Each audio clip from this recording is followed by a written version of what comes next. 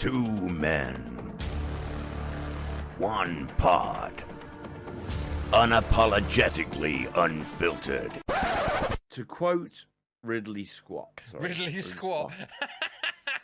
It's the Unfiltered Idiots Podcast with Jay and TJ.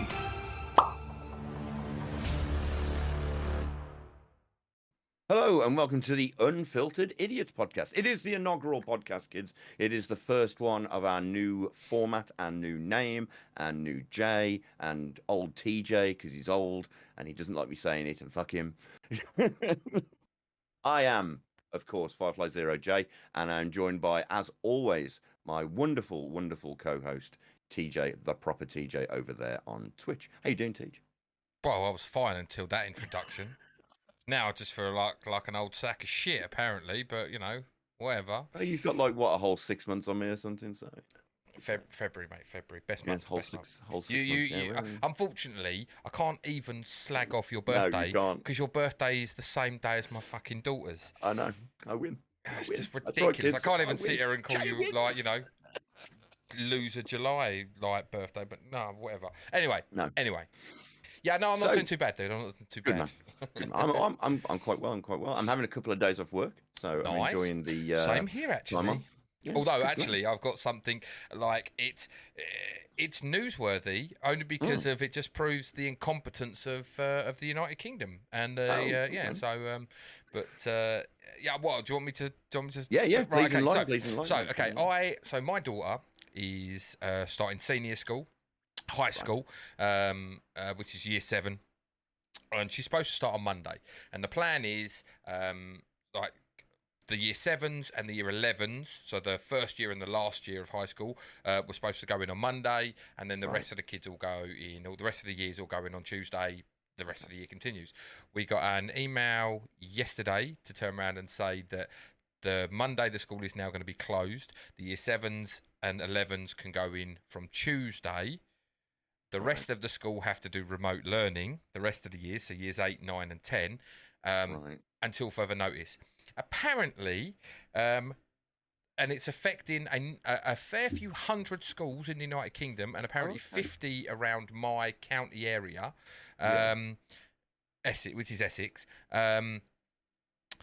because of the way certain parts of the school were built, they're now pretty much like crumbling.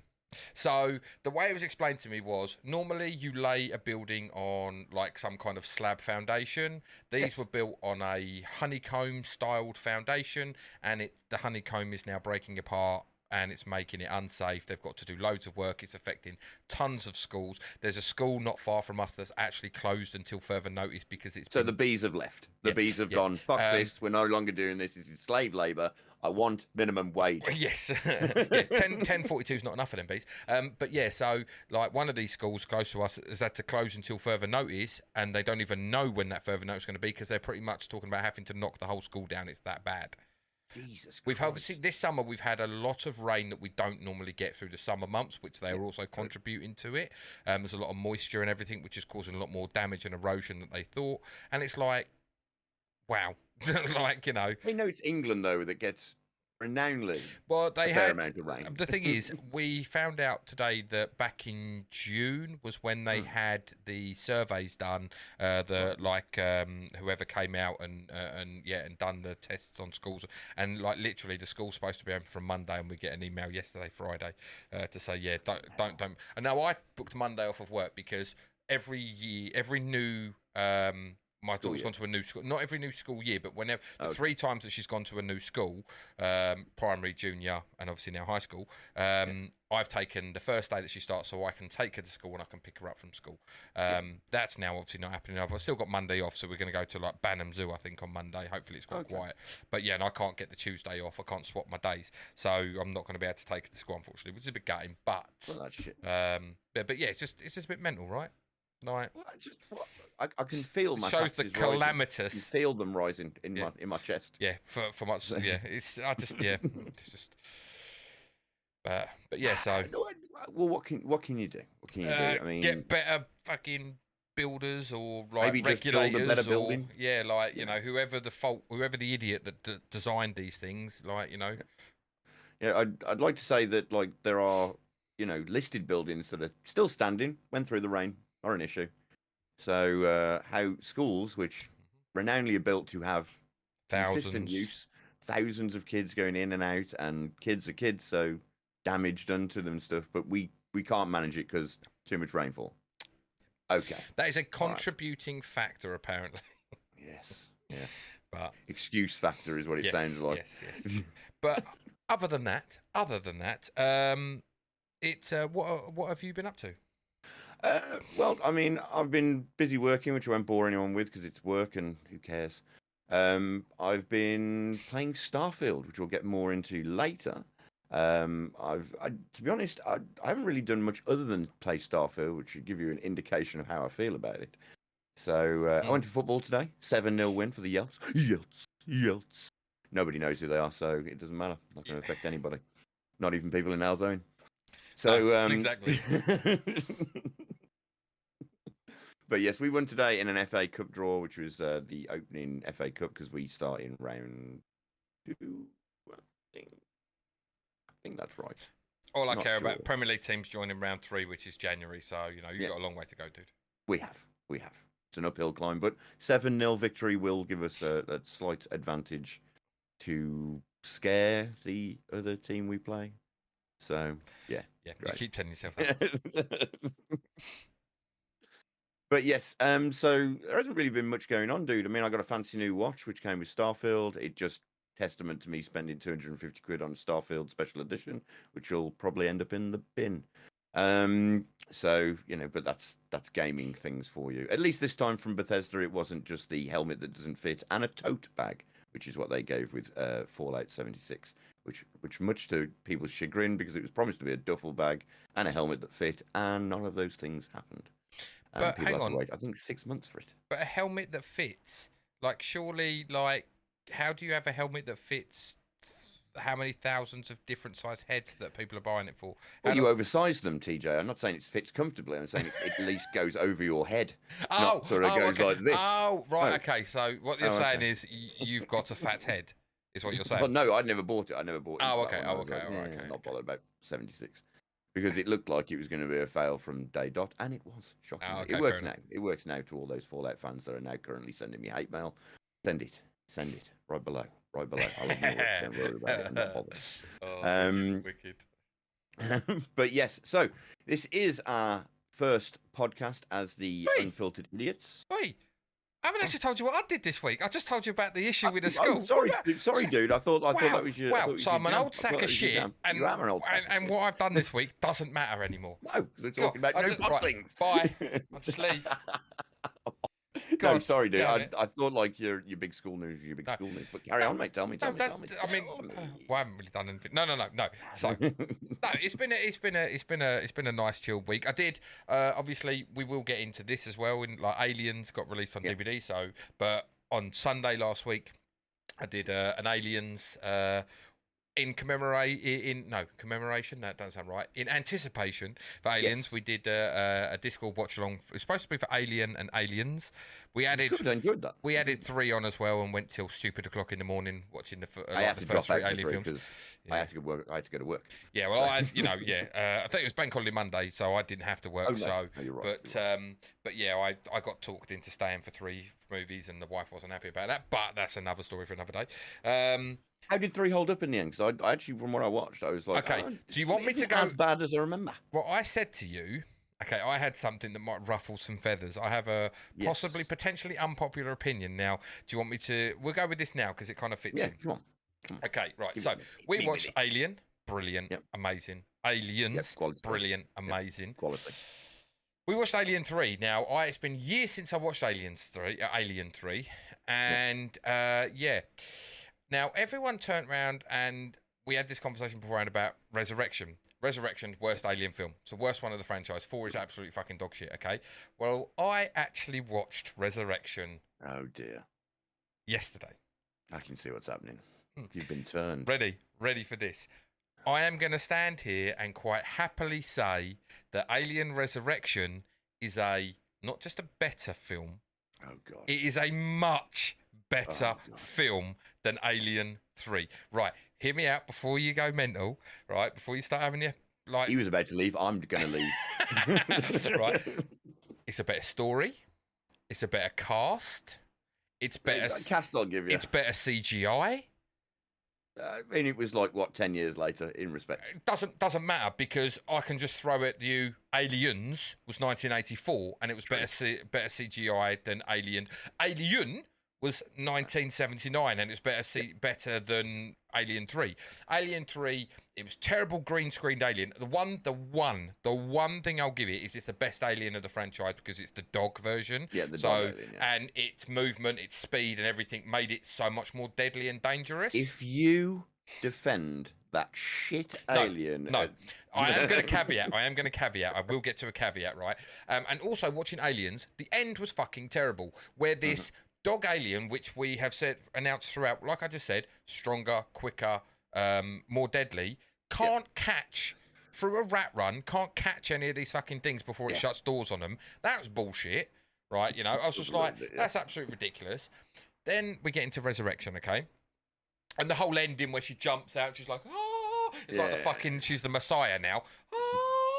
With her arms out wide. The alien that killed everybody else. She is literally like she's on the cross as she falls, because her legs are completely straight, her arms are out, and then she's like, oh. In respect, it is Dave Fincher who loves his fucking wankery. It was Alien 3. It's ludicrous, right?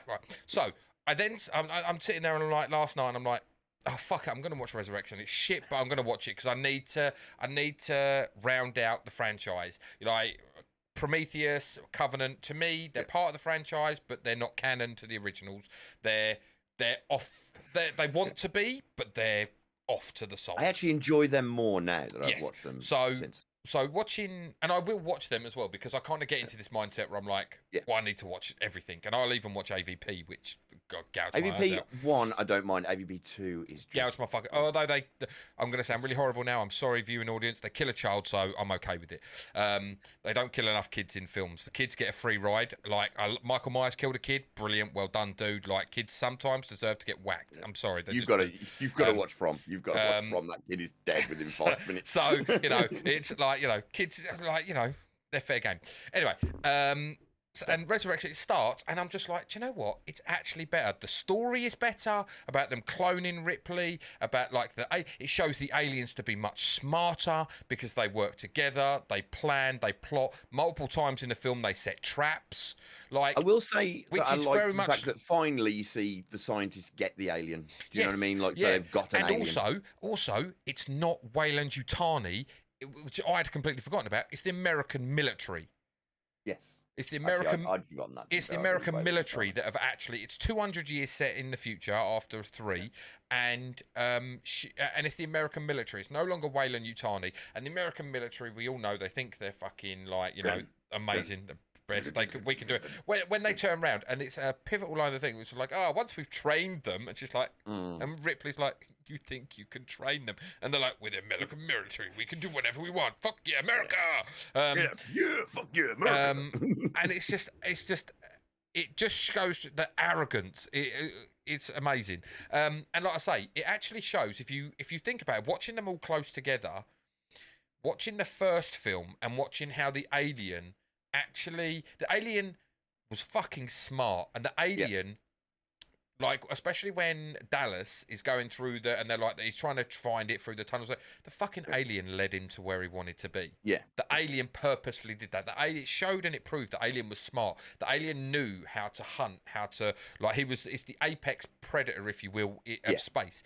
And I feel in Alien 2, they kind of made them just like, a little bit droney when it was like, oh, they're because all it's just like, it's an action film now, let's just fucking murder them all, and they're all just like coming and swarms and swarms. There's no like real rhyme or reason. It's just like but it's almost like, the analogy I'd give it is, it's like if you went and attacked a bee's nest, the bees just come at you. There's no rhyme or reason. They just protect the queen.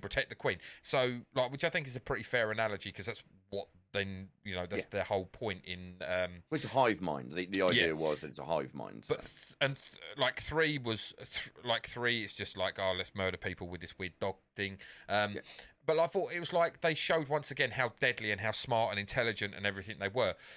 Now, the caveat I will come in this is the final 20 minutes is fucking bullshit. It is fucking like it. But up until that point, it's a much better film than 3. Like, than the whole of. I would even say, if you were to cut the film off and not have an ending for Resurrection, and if the film just ends with 20 minutes left to go, it's still a better film than the whole, as the entirety of Alien 3. Like, that weird. But I think that last 20 minutes really injures that film. Yeah, it does. It does. If you were to reshoot it and not have the weird fucking human-alien hybrid thing, the womb, like that, I think, and that weird doctor, the weird side, just yes, as he's like up there, like, yes. It's like, what the fuck? Like, get all that shit out of there. And refilmed that last 20 minutes, 25 minutes. You've preferred a rematch between the Queen and Alien Ripley, where Ripley's got alien powers, isn't she? No. A bit stronger, a bit faster. And she's just there fucking bam! No. Bam! Come at me, bitch! Bam, because ultimately, once again, the Alien Queen's so much bigger. I just love to see the Alien Queen taking them punches and then just going... It's the weird thing, isn't it? Because the whole end bit where she's like rubbing the fucking thing and then just flick that on the window. It is such a poor ending. But leading up to that, it's a much better film. Like on all that, like the cinematography, the sound, set design, everything is so much better than Alien 3. It started off with a lot of potential, I thought. I mean, I wasn't keen on the Ripley clone room that we had to go into. But I actually I'm not like the one you didn't need the one that's still alive going kill me. We didn't need that. But I do think that's a pivotal moment in there where it just shows how she's got 8 written on her hand. Yeah. And you're just like, okay. But then when she had that, it's just like you see the stages that they were getting and where they were getting. And so I appreciate that scene for what they tried to do with that scene. But yes, it was ruined by her, the half weird creature Ripley. That's like because why would you fucking keep that thing alive? Well, that was my thing. I get the things in jars. I get the things in jars. But the thing that's alive didn't make sense. Like, which would be 7, right? And I suppose it's there because it shows that one was alive. That one lived. And you saw the scar, so they obviously tried, but there was obviously nothing there, or it didn't survive. It wasn't viable. But yeah, like I say, I thought I might when I was watching it, and I was like, oh, this is so much better. And I think because I've watched all 4 now within the space of a week. It's like I can like it's not like I can go, well, I think it might be better than 3. No, I know it's better than 3 because I've watched 3.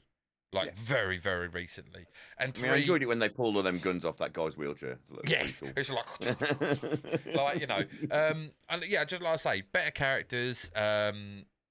Just the story is a better story apart from, which I know the payoff is always the best part of the film. Supposedly the ending, the payoff, but the payoff does suck. But leading up to that payoff, it's more in line with the first 2 Alien films than Alien 3 is. Alien 3 feels more like an anomaly in the franchise than Resurrection does. I can see that.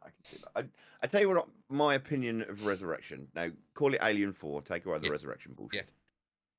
Ripley's dead, and let's just accept Ripley's dead. Now, I would happily seen those mercenaries that come onto the ship. Yes. I'd happily seen those ones that drop the colonists in. Right, I'd happily seen a film of them going into a situation, and it just so happens that the military have got an alien because, don't get me wrong, it's been sort of retconned through Prometheus and Covenant that, well, he's made more of these eggs. Yeah. Do you know what I mean? So that I would have preferred to have seen that. I understand why they brought Sigourney back because the fans are going to come for her, but I would have still gone to see an alien film with or without Sigourney. Quite happily, in fact. Sigourney. 200 years later, they found an egg. They've queened one because, there is history and records of these things. Totally understandable that the military would go, right, we're going to try and weaponize it, which I totally bought into the story on that. Yeah. And then they brought these mercenaries in. And, of course, the mercenaries are space pirates-esque, if you want. and then you've got the story of like it going through killing all the military people because it's fucking inspired. You know when they all tried to jump in the escape pod and that guy just rolls the grenade. Up. Yeah, it rolls. Yeah. And then I wasn't massively keen on that because I mean, first of all, I'd forgotten just how hairy that fucking dude was. Because there's a scene when the alarm goes off and he's in bed and he wakes up and he's wearing like the tight vest and he's a fucking human yeti. It's like Jesus, that geezer don't need to wear a fucking duvet. He just wraps his fur around himself. He's like the hairiest dude I've ever seen in my life. So. He's like, and there, yeah, like you say, you see one crawl upside, go in, and he just gets a grenade, rolls it in, and then an alien pops up behind him and jabs him in the back of the head, and he's like, yeah, I'm done, kids. And he pulls out a bit of his own brain, and he's oh, yeah. Yeah, you're dead. And like, I was like, oh, okay, I don't need the comedy effect of him dying. He weren't that pivotal a character that I need. Like, he just like punch through the back of his head, and let him fall to the floor, and move on. Like, I need. But they do that in all films. They're saying stupid like that. But yeah, that would have been the better film for me. Like, I see the mercenaries have to deal with like because again they didn't know what the fucking alien was. It just so happens that Ripley's there to go. Oh yeah, there's these aliens. But you know, but like I liked the whole thing of them like that okay, yeah, you've got maybe we have Ripley, but Ripley dies. Yeah, they've cloned Ripley, but Ripley dies. Give or so Ripley's technically only in it for 10 minutes. Yeah, you know, so and then burns the mother and gets sewed up and whatever. And maybe because you could effectively still have the room scene, the Ripley room scene. Because you could have Winona Ryder's character, like who's technically an android, like walking through that room and then her explaining to the mercs who this is, what this is, because she knew, because obviously she's an android, she's got all this, you know, all the information. So yeah, maybe you didn't need Sigourney, but I liked the whole scientist fact of like, oh, we know what we're getting, we're trying to do this, and that, like I say. The arrogance of like, oh, the application's military, like pharmaceutically and all this. It's like we can control them, and it's like, you know, it's 101 and it really with that kind of stuff. But yeah, so I just knew sitting there watching it yesterday, I was like, oh, I'm gonna ruffle Jay's feathers with this, and maybe some people watching. Like, I mean, get in the comments. What are your opinions? 3 or 4? Like Alien 3 in the prison or Resurrection with. Like reboot Sigourney, reboot Ripley. But yeah, no, rebooted Ripley. Yeah, yeah. I tell you because we deal with video game adaptations here. I would fucking murder everyone I knew, maybe the wife, maybe the dog, for an Alien Isolation adaptation. Okay. Do you know what else this has made me do? I have Alien Isolation, but I've never played it. Everyone keeps talking to me and playing it. I downloaded it yesterday. Good. While I was watching Resurrection, great. I was like, "Oh fuck! Why?" I don't know why I've never played it because I've had it installed, uninstall for space, install, uninstall for space. That's what Alien Isolation's been doing for the last 2 years. I've owned it for 2 years. It's sat on my, and I know it's been out for longer than that.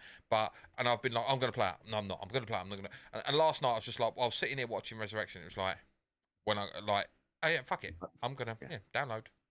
Like Alien Isolation, and I know you're not a massive FPS guy, and to be honest, the game's more not into it, to be honest, because of DVD either. Yeah, it's very much a heavy story, hide, you know, stealth your way through. Yeah. Honestly, it's the best Alien game by a long way, followed by Dark Descent, and then probably AVP, the one where you get to play all 3 stories. It's a pretty good game as well. Alien Colonial Marines looked like it could have been amazing, but yeah. But yeah, do let me know how you get on with Isolation. Hopefully you'll play it to completion. It's a long game. It's probably about 15 to 20 hours. So it's a lengthy game. But you get such the original Alien feels. Not so much Aliens and not Alien 3 and not Resurrection, but you get very much the original Alien feels. You know, you got all the monitors, you got these old androids. Yeah. Like, really is a superb game. I streamed all of it because I was like, people have got to watch this. It's just a fantastic game to watch, to deal with. You know, the alien is intimidating as well because it's not like Aliens where, you know, you're just going to unload fucking 400 bullets into it. It's dead. Forget about it. It's done. It's out. It's like, oh no, this is a formidable fucking beast you're dealing with. And if you try and attack it, it's going to be quicker than you, and it's going to kill you, and that's that. No fucking ifs, whats, or buts about it.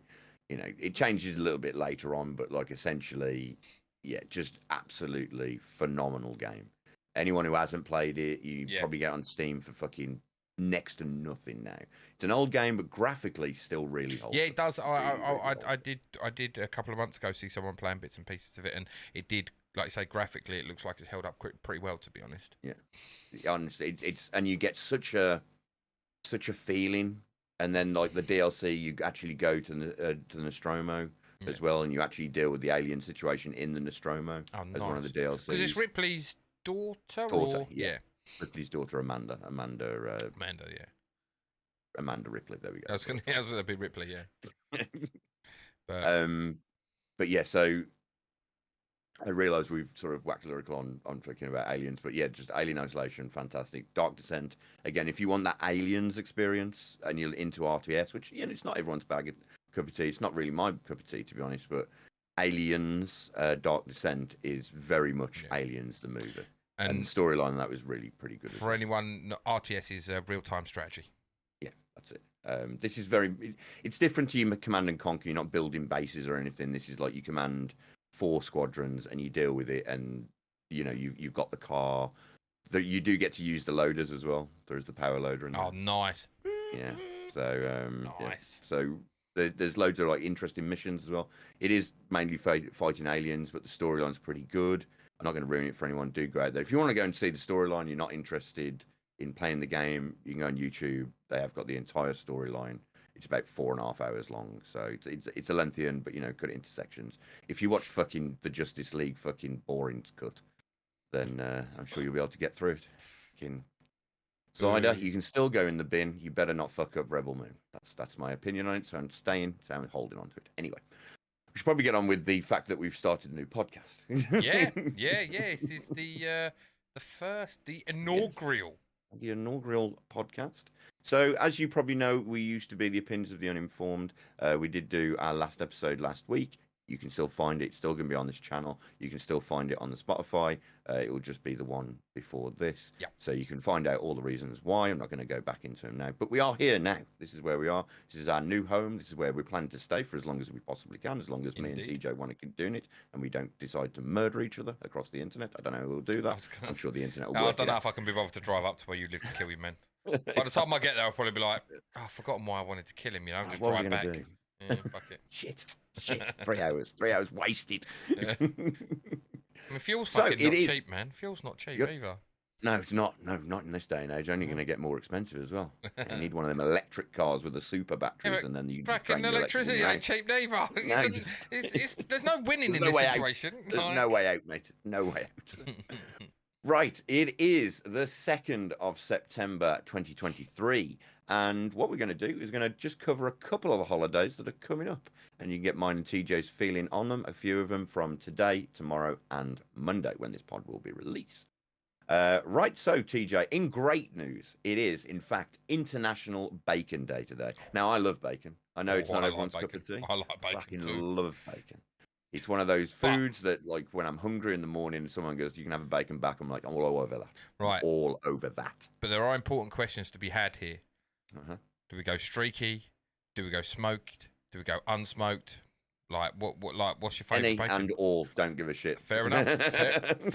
Fair enough. I agree. All. And also, very important, how it's almost as important as how you would have a steak cooked. How do you have your bacon cooked? Not fucking demolished by fire. I like my bacon to be nice. I like to still have a hammy texture to it. Not undercooked, not overcooked. I don't mind crispy bacon, by the way. Don't mind it. But if you're asking me how I want it, I don't want it to be rubber. I don't want to be going with it. I do want to be able to bite into it, tear that bacon away with my bit of bread, and enjoy it yourself, dude. Crispy. Crispy's fine. Not right. Not to the point where it goes on your teeth and it like I'm not talking like I don't want to be able to like smack someone over the head with it and it's just like a bit of cardboard. No, I like crispy. I like it when the edges are nicely singed a little bit, and it's got that nice. It's got to have a crunch, but still it's a weird. It's got to have crunch but be soft. Yes. Like, exactly. you know what I I'd mean? say bacon. Yeah, Not like I Americans don't who like. just I go don't with like it where piss and it's like you said. Like yours is probably undercooked for me. I'd like an extra minute or so in the frying pan just to crisp those edges up, just to give it a nice little. But streaky bacon, Mhm. I actually because one of my favourite breakfasts is American pancakes with maple syrup and bacon. It's one of my favourite like American style pancakes. And their bacon is always streaky bacon, and it is actually always like fucking cardboard. For somehow though they cook it perfectly. Yes, even do. though it is like cardboard. 100%. It's like they have got it down. Everywhere I go, they've got it down on how to cook streaky bacon. But yeah, bacon Well, I at think home that's the has difference to be a between little bit your smoked and your streaky, though.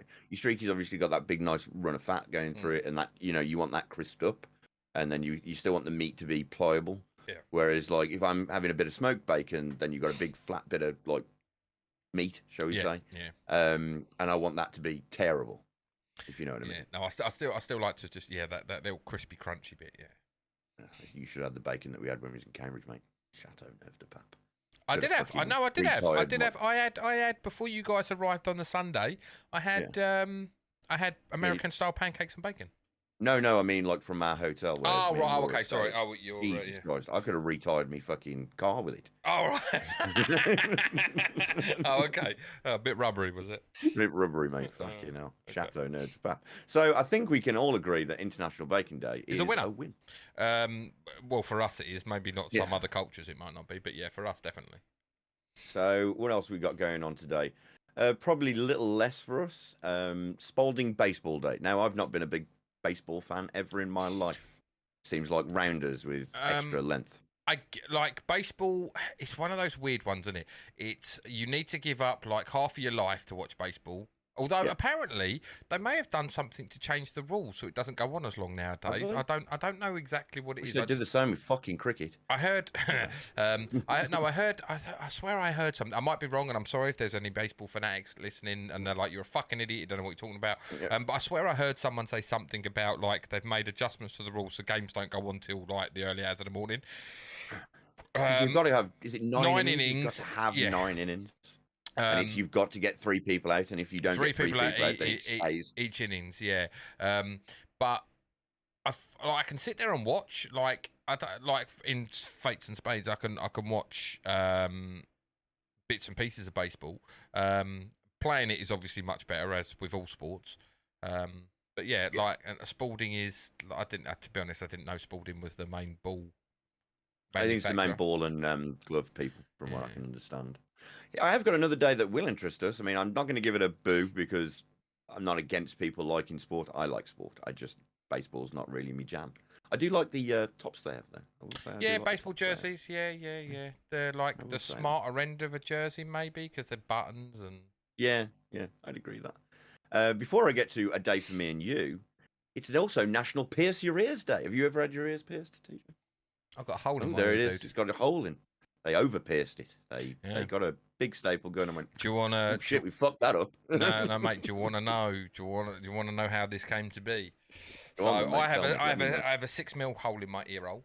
It started off as a standard piercing. I also had the top of my ear pierced. I've had the top and the ears pierced as well. So I had that ear pierced, and I decided had a little loop in there for a while, number of years, and then I was just like, do you know what?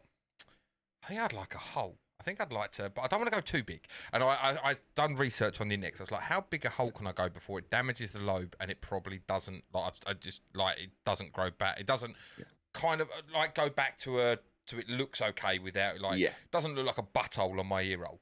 And so you got your Black & Decker out? No, and they turned around. Almost. They turned around. I was reading, and they were like 6mm. If you go above 6mm, then the chance of it going back is very, very, very, very minuscule. So I was like, okay. Right. And I looked into how you do it, and you get like an ear stretcher, and it's normally like either a coil or something, and you slowly push it through, and it gradually Some of them look like bigger. A horn, don't they? Look like a big and horn. And it goes, and you do it over a set period of time, weeks, whatever. I am impatient. I can see this. I can believe this. We were in Great Yarmouth when I bought the ear stretcher. And I was like, no, it's not okay.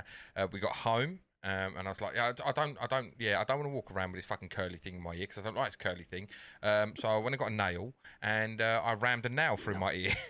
Yeah, That'll do it. No fucking word of a lie. I rammed a nail through my ear, and the wife was like, "You're a fucking imbecile." I was like, "Well, yeah, okay, fair enough." As I've got a fucking nail, like just hanging. I was like, "What does this look like?" Thinking I'm fucking awesome. She's like, "I married someone who clearly has no clue what he's fucking doing with his life." And then obviously, yeah, I got the ear stretcher and then forced the ear stretcher through to 6 mil and then put the thing in. I was like, wicked. Sorted. And now I realise that if I ever, and it's fine, like it's fine. Yeah. How I didn't blow the back of my ear out, I don't know, because that's apparently a common thing, is you blow the whole cartilage out the back of your ear. How I didn't do that, I don't know. But I have also come to the realisation that doing what I did probably caused so much trauma that if I did take it out, the hole wouldn't regress and I would just have a big giant butthole in my ear. So you meant to stretch it slowly, aren't you? Yeah. Well, the idea is to not have trauma, or as minimal trauma as you can. And there's me fucking going, fucking, because I'm super sensible. Don't try this at home, kids. Do not try this at home. No, don't do that. Don't do that. Don't listen to his story and think I'll learn from this. No, don't learn. This is not a teachable moment. This is a the podcast is aptly titled "The Unfiltered Idiots" because I'm clearly an idiot. Yes, exactly. Should really learn from it. Didn't, as it goes. Didn't. Right, I will just give us one for me and you, because as you can see, we are lovely bearded fellows. TJ's going to tell you his beard's better than mine, but that's because my beard's longer. My beard's longer. It is longer. Longer doesn't always mean better, mate. Said no woman ever. Thicker is what they're after, I believe. But it can always be too thick. Can never be too long. Can never be too long. They don't care if you stand at the other end of the room. I don't know. They just care if you split them in half. 13 inches some things the other day, and I think everyone agreed it might have been too long, too big. Anyway, moving swiftly back. Pierce your ears day. I had my ears pierced, so I'm going to give it a thumbs up, by the way. It is also National World Beard Day. National World Beard Day. So there you go, kids. Celebrate your beards today. I think that's definitely a thumbs up from me and TJ. There's not much to say other than, all you bearded ladies out there, you celebrate as well. Celebrate that's with us, mate. Enjoy it. Keep the tash.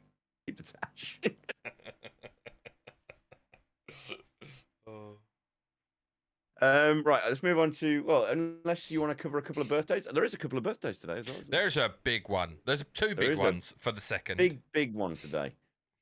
So it is, you love her, you know her, you've seen her dance seductively in Dusk Till Dawn. It is, of course, Salma Hayek's birthday today. I'd love to suck her toes, mate. Happy birthday. As cringy as that sounds.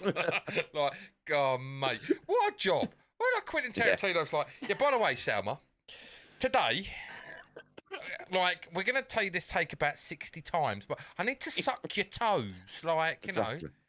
No, that one wasn't good enough. That wasn't good. Like, reroll. clean your feet, come back. Do it again. Right, it's not just for guys, though, kids. Not just for guys. There is another sexy man's birthday today as well. Keanu Reeves. Have you seen that he come under fire for being too fat the other day? Fuck off. That's my Seriously? answer to that. Like, Seriously, shut he's up. on a boat or something, and like he's got his shirt off. And obviously, he's not filming anything at the moment, so you might have put a bit of chub on, I guess. It's fucking Neo. Yeah, but apparently he runs the show. Apparently, you come under fire. Right. Fire, mate. Old John Wick himself. How? Don't get me started on John Wick, because John Wick 4 was a fucking terrible film. It's fucking ludicrous. That, like, shut up. Anyway, like, attack him in the comments below. Don't attack me. I like John Wick. What will make a good gunfight? We'll wear jackets. We'll just hold them up like this, like we're fucking superheroes. Pew pew, pew pew. Pew, pew. It was reminded me of Naked Gun, and they're shooting over the bins in Naked Gun. That's exactly what it was around the fucking roundabout in Paris. And I'm like, mate, you're world-class assassins. You look like a bunch of fucking 12-year-old with spud guns. What are you doing? Like, Jesus. Like, anyway. Just stop using the water pistol. Anyway. Yes, Moving on. He's angry. how can you criticise Keanu? He's like the nicest fucking guy in Hollywood, right? Mate, I'm with you. But like I said to you earlier, though, imagine if Keanu and Selma had a baby. Oh my God, that would be like, it's like we would worship this child. Like amazing.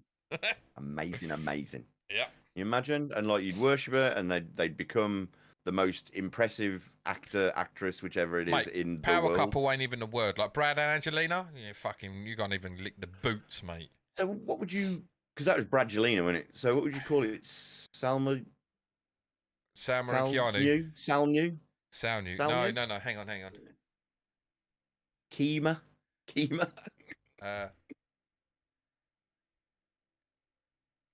Reviek. No, I was trying to remember the surnames.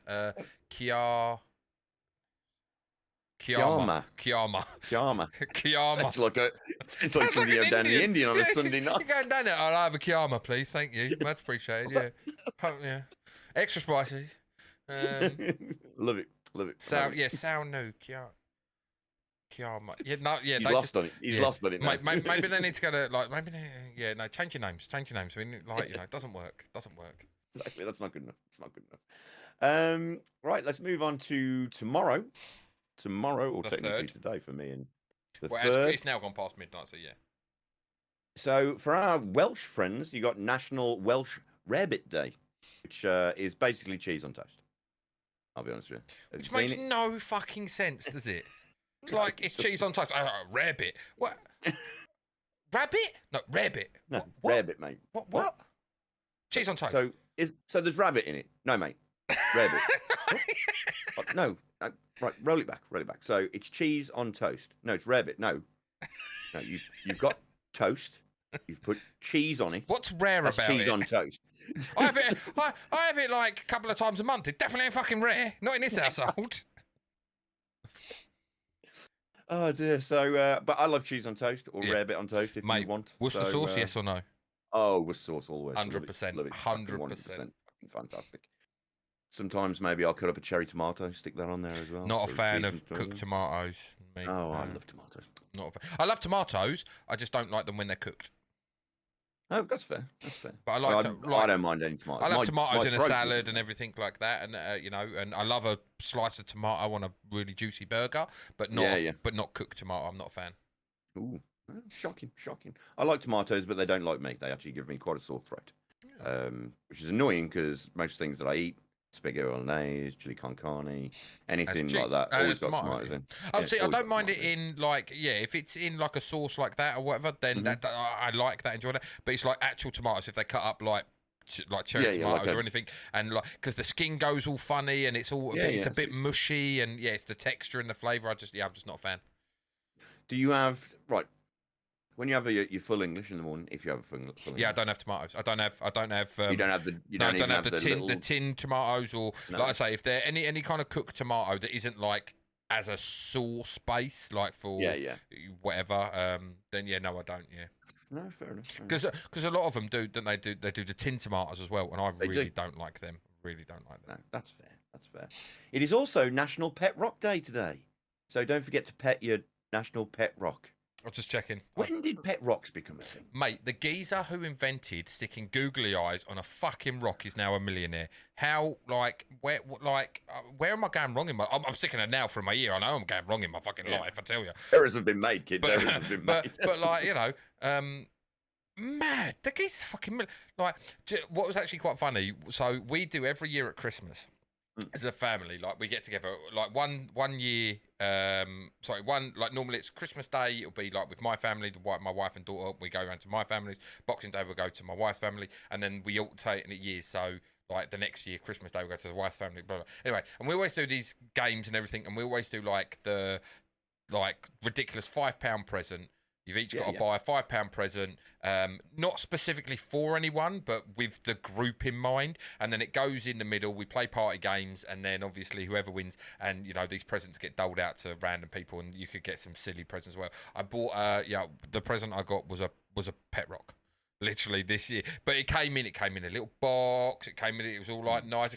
It's like a little thing with its date of birth on it, and like a thing for you to name it. It was only a £5 off Amazon. It was a joke and not like a novelty gift, but I was like, this is fucking brilliant. I'm buying this. And it's this little. My nephew won it. My nephew has actually legitimately still got it. I thought it's going to be thrown away. No, it's taken pride of place on his shelf. It's there. He's placed it up where he's opened the box, and it's like at an angle in the box. So it's at, and I was just like, because he sees the funny side of it. I mean, he's 22, 23. He's 23, my nephew.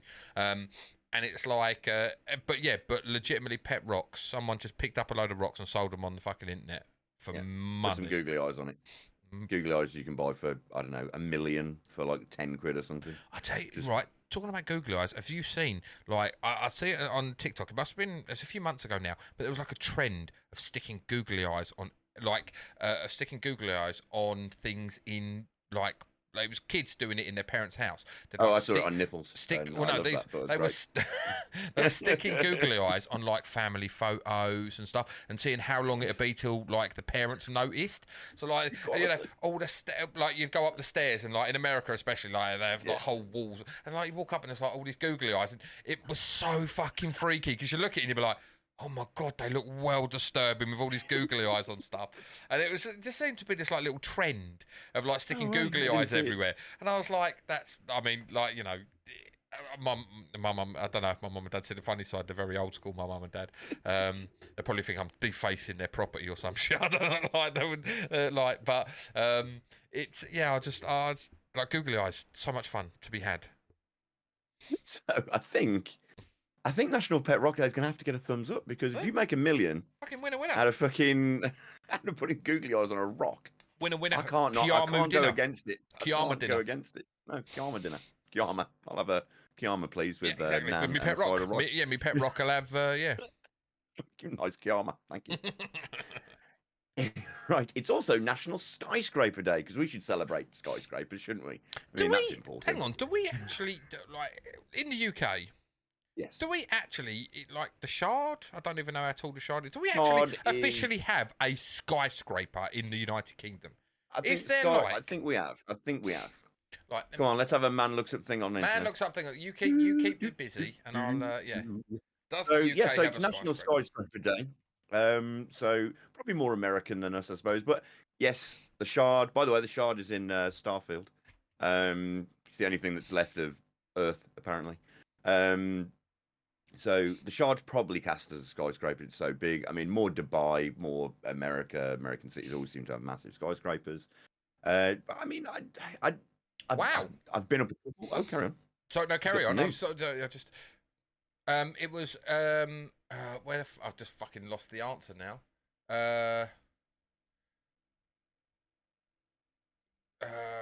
No, that's not the answer. ChatGPT's given me a load of things, but it ain't. Where was the answer I just had on there that had told me how many there were? Okay. In the UK? There are currently London has 33 skyscrapers. A skyscraper is apparently a building consisting of 40 floors and over. I suppose, yeah. The Shard is the 4th tallest building in Europe, and it's 95 stories high. Yeah, this just says London. I don't know. I suspect London would have one, because whenever you look across the skyline of London, it's all just towers. Okay, so if it goes over 40 floors, is what they said. That was the thingy. 40 floors. 40. I'm just going down. Anything below 40 floors, and then I'll look above it. Oh my God, that's actually quite a lot. If 40 floors is a skyscraper. Yeah. Okay, so you got Liverpool, obviously London, Birmingham. The Mercian. The Mercian? Oh, no, the Mercian, yeah. It's 42 floors. So okay, if that is correct in what I was reading about that, Salford's got one, which is obviously Manchester. Manchester has got another one, Deansgate. Manchester's got the Beetham Tower. Another one Salford, another one Manchester. But they do say Manchester's the London of the North, right? That's how it tries to portray itself. So yeah, Birmingham tries to lie and say it's England's second city. Yeah, it's pretty much all. I think what was that? One in Liverpool, one in Birmingham, a handful in Manchester, the rest in London. Well, I mean, London you expect.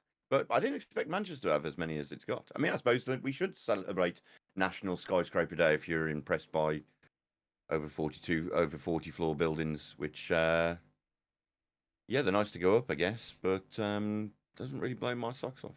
Although, that said, I wouldn't mind going up that massive one, the world's biggest one, the one in Dubai. I can't remember what it's called, the something tower. Hold on. Why have I got something like Spire or something?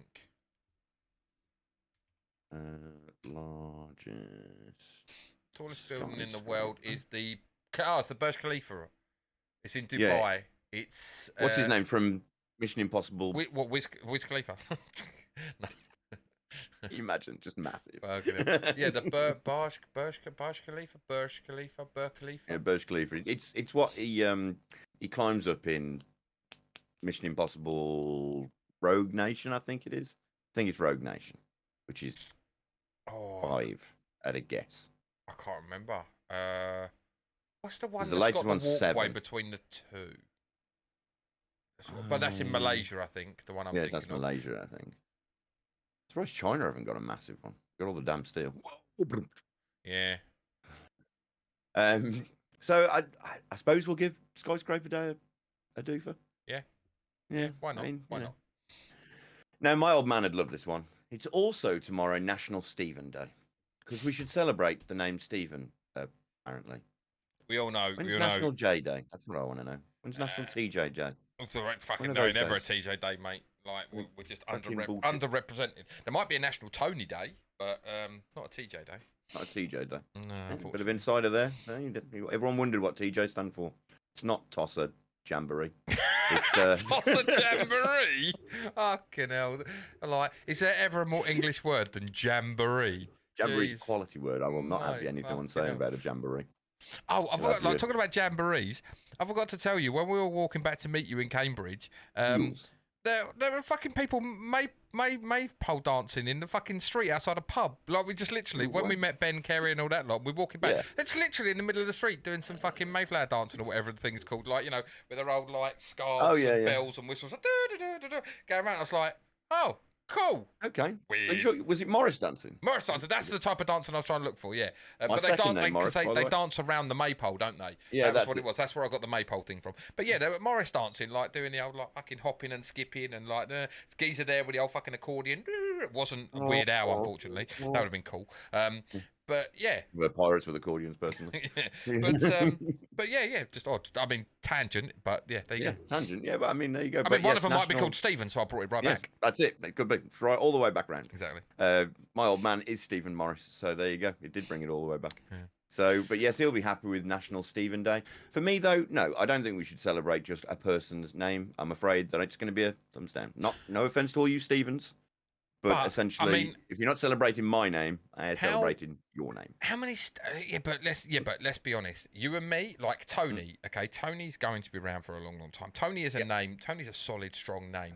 Jamie, it's a more modern name. So like that. Yeah. Stephen is a bit old, a bit frumpy. Steve, you know, it's like Steve. It's like I mean, like Gary's. I do, if I remember rightly, I don't think there was a single Gary born last year. Like there probably weren't a single Stephen. Name's so. Like, you know, unfortunately. I bet there was a Ian Stephen as well. Ian's another one, isn't it? Ian. Doesn't many Ian. And then Ian comes with like different spellings, doesn't he? So you got EAN, and then there's the. There's TWAT. Yeah, that's true. There's one. Sorry, Ian's. Yeah. Don't unsubscribe. Mate, like, first reaction was like, oh, the baby. What's your baby's name? Ian. Just look at a baby like. Yeah. You hate your child, don't you? You called your baby Ian. What's wrong with you people? You didn't want this baby, did you? You didn't want this baby. Oh, mate, there's probably, obviously popular culture, and we're going well all over the place, but it's fine. Like, popular culture definitely... Make a national fucking name day. Look, and then I won't have to do this. Doesn't it? It definitely dictates how people view and how, people... Like, how many Khaleesi... Khaleesi is such a random fucking name, but there are probably thousands of Khaleesi's now walking around the country, you know. Especially shit since the end of the season turns out she's horrible. Yeah, they're like, fuck it. I mean, like, Natiri. From Avatar, but there's a ton of Natiris walking around, you know. It's 100%. You know. Not enough Clouds, in my opinion. I like Final Fantasy VII. I always told my wife if I had a son, I'd call him Cloud, and they'd And I said he would hate me for all his life, mate. But he wouldn't know. He wouldn't. Mate, know I've what it got a meant to great me. one that I'll tell you off the pod because it's a personal friend of ours and what they've named their child. So in case one day they actually listen to the pod, I can't be seen to be smirching the good name of their child. But mate, it's a fucking doozy. It is a doozy. Tell us in the comments below if your name's Khaleesi or you've got a weird name, right? Tell us if you are considering changing your name because the popular name that it was named after has become unpopular. I'm just interested. I'm not here to mock you. I'm mocking Steve's name. But like, yeah, if your name's Steve, you're screwed. Exactly. Just fuck off with your national day. Get off. Yeah, where's my national day? And hello, like VPH. What the fucking just pick one spelling. Yeah. Fuck off. Do you get multiple spellings and all? Exactly. Settle. Just fucking settle. Right, let's have a look whose birthday it is. Oh, it's the fucking Tiger Blood man himself's birthday. Oh, winning. It's fucking Charlie Sheen. You know him. You love him. He's got Tiger Blood. He's always winning. It's fucking Tiger Blood. Jesus. Do you remember that song came out and they were remixing it? Oh, got Tiger Blood. I mean, but to be fair, guy is off his fucking rocker crazy. Like, well, if you do that amount of cocaine, mate, that's what's going to happen. Cocaine, winner of the war on drugs. But he definitely knows how to please the ladies. I can only imagine, mate. I can only imagine. Mate, everyone. He probably slept with my wife at some point. I don't fucking know. Yeah, that's it. Like, exactly. What could you do?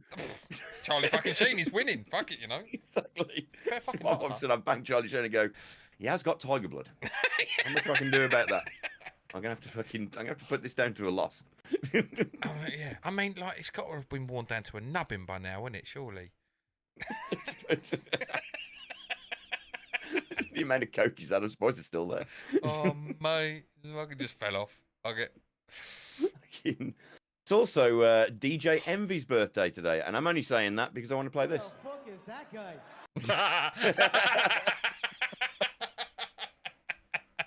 Exactly. Like, you know, when you were literally, I was like thinking, who the fuck is DJ Envy?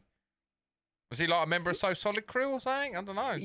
DJ Envy apparently is a New York radio and hip hop aren't complete. What New York radio and hip hop aren't complete without DJ Envy. He's a prominent musical influence. Do you know, this is really this is really embarrassing because he might be like Sway in the morning or something now. I don't know if you know who Sway is, but Sway's like a massive American. Like, he's I might sound stupid if I say he's like on a par with like Howard Stern, but it's like that kind of like Sway's huge. Yeah. Like for me to know who Sway is, like he's fucking massive. So if he's he might be like just underneath Sway or something. So he might be absolutely massive, and we're going, who's this fucking clown? Yeah, fucking. Well, I mean...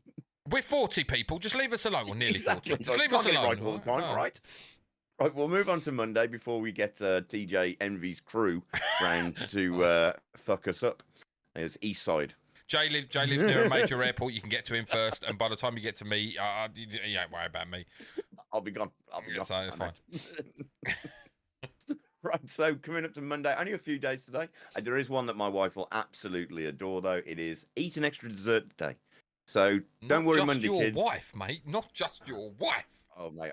She loves it. She loves a dessert. Oh. We go to restaurants and I'm looking through savoury. She's looking at the desserts, isn't she? She's at the desserts already. And she goes, I think I'm going to have this. And for starter. She goes, no. I just want to work out what I'm going to have later. Well, let's get through the meal. That might not be a bad thing because, like, your wife might actually strategically be a genius because she's like, right, I want the banoffee pie. Now, in order for me to have the banoffee pie, it means I can't therefore have too much starchy, heavy food for starters and mains. So knowing that they've got a dessert I desperately want means I can plan accordingly to leave enough space for me to enjoy without overindulging on the dessert. Your wife's a genius, Jay. I don't think she'd ever stop. I think she'd eat exactly what she wants and then go, I will have I'll show you a picture if I can find it from America, right? So there was a share of dessert, and it looked like a small skyscraper. It came with a butcher knife in it. That's how big it was. So you could cut it off and then check it. It was a massive cake thing. And I'm not a big sweet eater. So I said, I'll just have a bit. And I had a bit. By the time I'd eaten my little bit, Katie had polished off the whole fucking thing. She said, like, you know, I'm sorry to put this image in your head, but Matilda, Bruce Bogtrial, it's like with a fucking cake. Mate, that's what she's like. She come back to that. I come back today after I come back from the football, and she was sitting there moaning, watching actually something that me and you got to put on the docket. Resident Evil: Welcome to Raccoon City. Yeah, which is a terrible film, kids. Yeah, mate, I haven't even got through the whole film. I've watched like half of it, and then I'm like, but I will. I'll suffer through it for the pod. Yeah, we'll do it for the pod. But she's watching that, and she stopped it about 17 minutes in, probably the best fucking time to stop, to be honest, and then just delete it. But then she's gone to Sainsbury's, our local supermarket, and she's come back. She says, "I'm just going to get like a little bit." Some biscuits is what she said. She came back with packs of sweets, biscuits. She came back with fucking loads of things. And I'm going, here you are telling me I've got to eat chicken and rice because I've done the hard work. Like, fair enough. Oh, brilliant. That's brilliant. I love it. So I will give a thumbs up to eat an extra dessert day. I think, you know what? Fucking enjoy yourself. You only get one go round on the merry-go-round, so don't blame me. Exactly. And this one is for our American listeners, should we have any. It's Labor Day on Monday as well. Big So holiday, isn't it? Labor Day's a big holiday. Massive day. So they'll be having a national holiday. They'll be taking the day off. So they can listen to our pod. And about 7 o'clock in the morning, when the pod gets released over here, it'll be about hold on. 7 o'clock in the evening. 8 hours. 5 if hours. you're on the Depends. west side. 5 hours for 5 hours for New York. New York and that, isn't it? Yeah, and then it progressively gets the further It's you go. 8 hours yeah. by the time you're on. So, Well, unless you go to Hawaii, then it's like. oh no, I'm going to fucking Hawaii right now, man. Oh, mate, no, God. Oh, no. actually, Don't forget to support them, though, kids. Don't forget. we need to to talk you got about that. some things. Yeah. Yes. I knew you were going to something bring that that. actually flashed up today. Today. Yeah. Right, one more national day. It is National Wildlife Day. Now, I can get behind this because you should look after your wildlife because wildlife's nice. It's nice to go through and see all these things. Don't attack bears, kids. Don't. If you see a bear, fucking either freeze or run away. Don't think you can take a bear on. Don't That's bad fucking idea. freeze. That's the most stupid advice anyone ever fucking gave. That person who idiot. told you to freeze is now dead. They've been mauled by a bear. Have you seen the meme where it's going how to deal with a bear? Mate, you dive on the floor, Mustang. That bear's coming and like doing something to you not that you want to happen to you, nature, mate. What, you're telling me that you can't deal with it the same way you deal with lava, which is just stop, drop, and roll, and then the lava will just pass straight over you? No? Oh, mate, I was No? like wondering where you were going with that because I was like, mate, you're gonna fucking melt to death. What are you fucking talking about? It was in South Park. It's just like, so I'll roll towards the lava. Oh, look, now I'm a skeleton and dead. Cool, wicked. I just melted as my skin is burning off my fucking body. In South Park, they did this thing where lava was going to come into South Park, and they said, "Well, it's the easiest way to deal with lava is just get down into a ball, and the lava just passes." I straight bet you over in South Park it actually did roll over them, didn't it? It Yeah, fucking hell. Oh, Jesus Christ. It made me howl. It Oh. was hilarious. But just quickly on a tangent, the funniest thing I've ever fucking seen in South Park is when they turned round and it was like they had the marijuana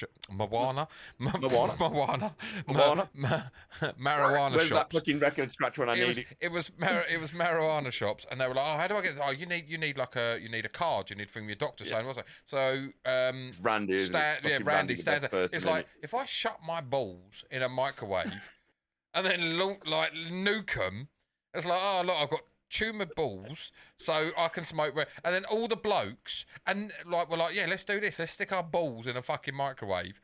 And then the next thing you know, they're fucking using them as space hoppers to go down the fucking I love the line from that because he's got his balls in the microwave, and his wife's asking him what he's doing. I'm just going to get a little bit of cancer. Just a little bit of cancer. Oh, mate, it's like you think about it, right? How the fuck does South Park get away? Right, I legitimately think the reason South Park gets away with it is because they discriminate against everybody. Yeah, they don't give a fuck. Everyone's I don't care if you're orange, black, white, yellow, fucking tangerine, whatever color, ethnicity, like sexual preference, orientation. If you're religion, a whatever, penguin, doesn't matter. You're all getting fucked. That's Literally, it. because it's fair. no one It's can fair. complain then, because they're like, oh, they've been on this. It's like, yeah, we mean on everybody. Yeah, mate, we don't give a shit. No, and it's Fucking, legitimately. they made a whole it's episode it's 24 brilliant. where it was the Queen coming back to fucking. Oh yes. God rest her. God rest her.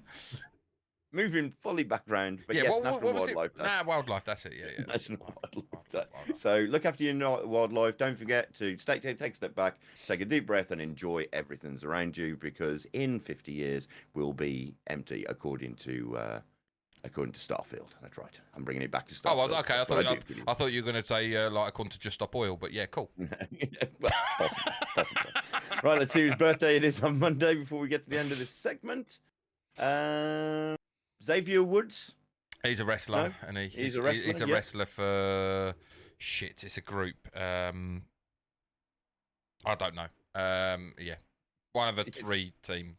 Yeah, he's got a belt in this picture, looking very smug with himself, giving the people's eyebrow. And then I'm going to have to bring this one up before I bring up the last one. It's better be good. It's African light-skinned Keisha Day. So she's black, but she's light-skinned Keisha.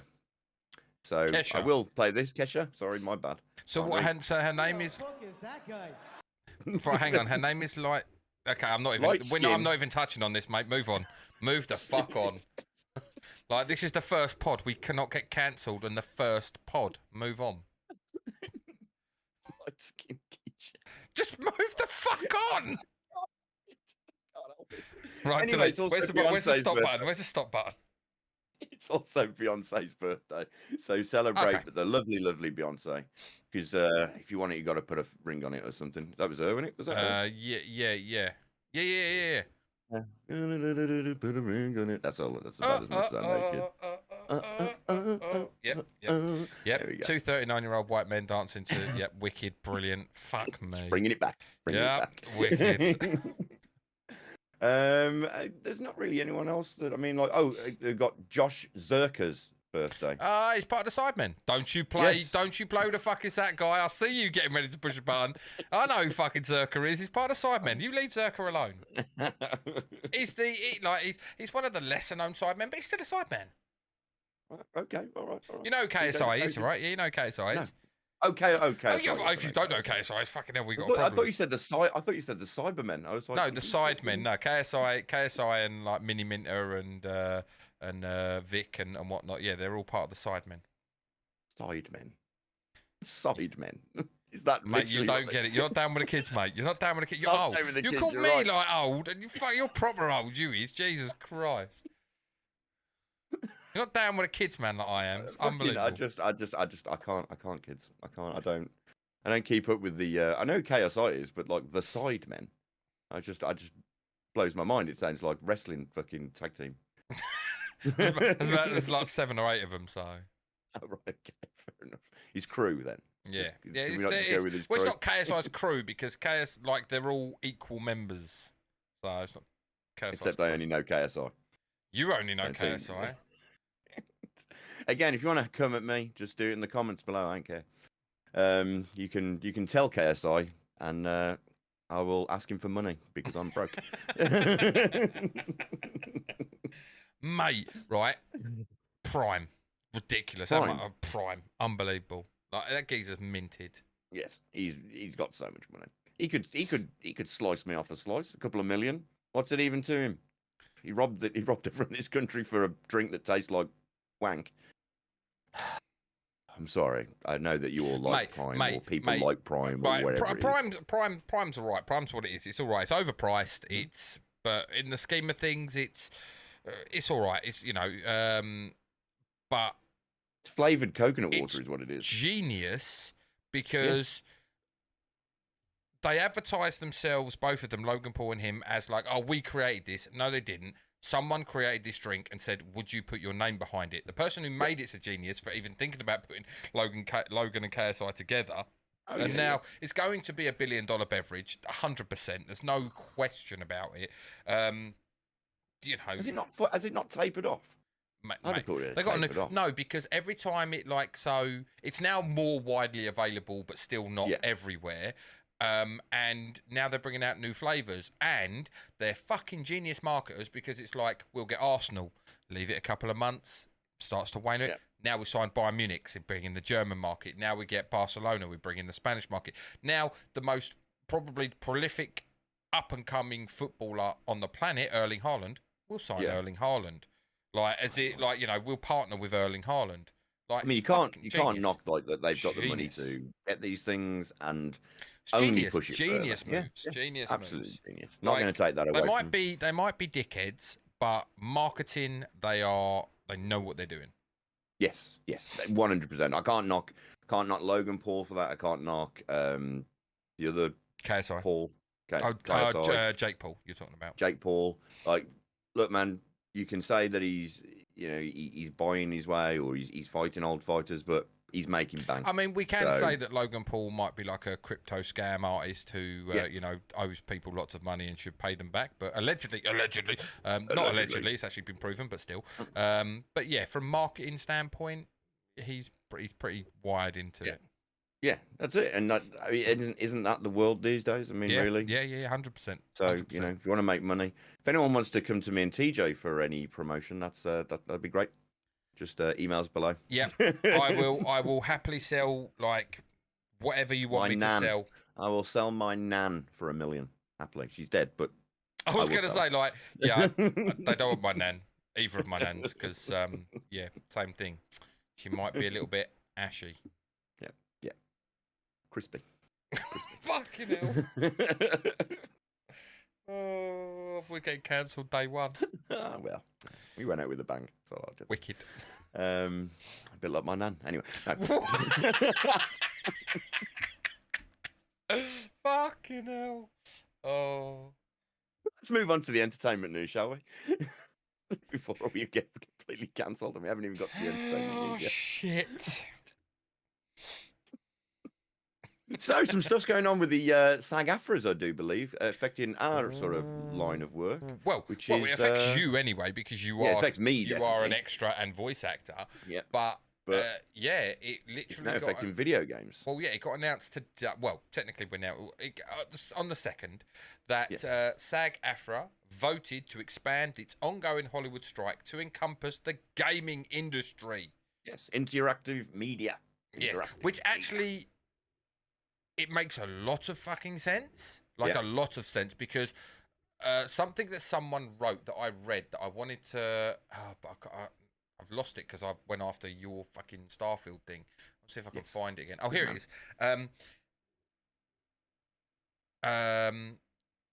Someone was so this is what someone wrote. A voice actor who does gaming stuff turned around and was welcoming this news and that because something they wrote out saying I always advise caution.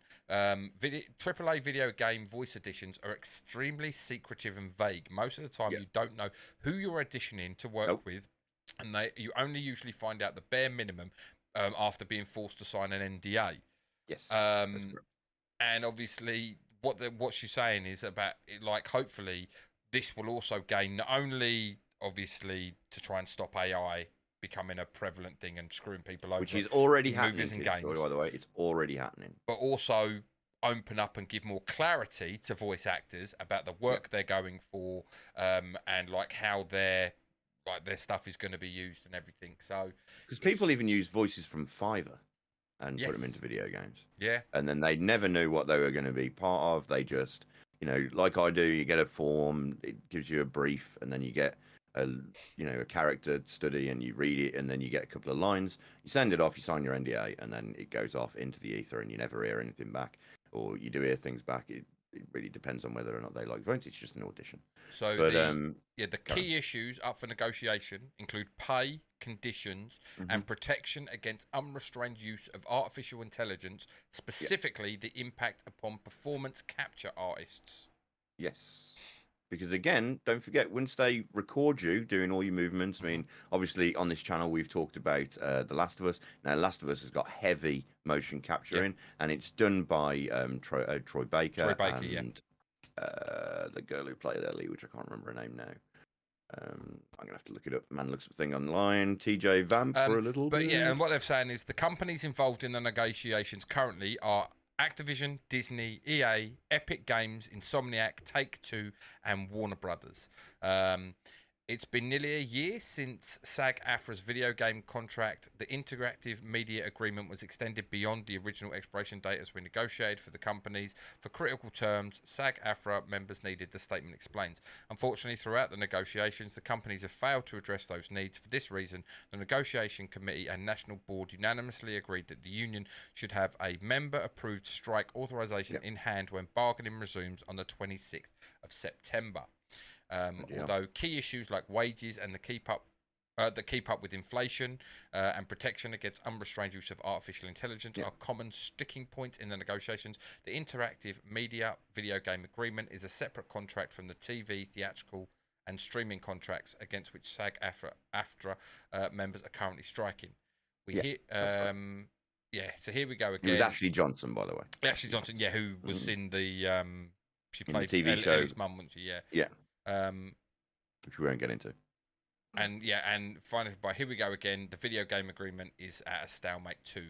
SAG-AFTRA's president Fran Descher said, "Once again, we are facing employer greed and disrespect. Once again, artificial intelligence is putting our members in jeopardy of reducing their opportunity to work. And once again, SAG-AFTRA is standing up to tyranny on behalf of its member. The overlap of these two contracts is no coincidence, but rather a predictable issue impacting our industry as well as others all over the world. The disease of greed is spreading like wildfire, ready to burn workers out of their livelihoods and homes, and out of their usefulness. We at SAG-AFTRA say no, not on our watch." See, what's already happened, a company called High Res Studios that make a game called Smite, it's a free-to-play game, and a free-to-play game called Paladins.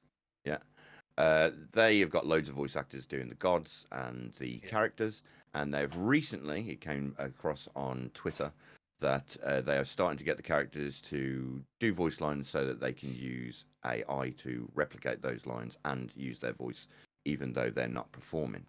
Now, guys, it's not about, and I know we've already covered this, but it's not about people like Troy Baker, who gets paid lots and lots and lots of money. It's about people like me who do small lines and then we get very, very little money. You wait so that when you get an update in things like, let's just say, Apex Legends, now they put new voice lines in when they put a new character in because they have character interactions. So what will happen is they will just replicate that voice and have the interaction based off a script, which they're already doing in radio. Now, to be fair, that in radio, the person who did it, they agreed to it. So, but the alternative was basically they said, right, you either do this and agree to it, otherwise you lose your job. So that, guys, I know we're all laughing and joking over here, but that is not okay. You shouldn't lose work due to someone being able to write out a script and then they use your voice, which is your intellectual property, and then have it say your words that you never said. Because the problem is, ultimately, it's a slippery slope.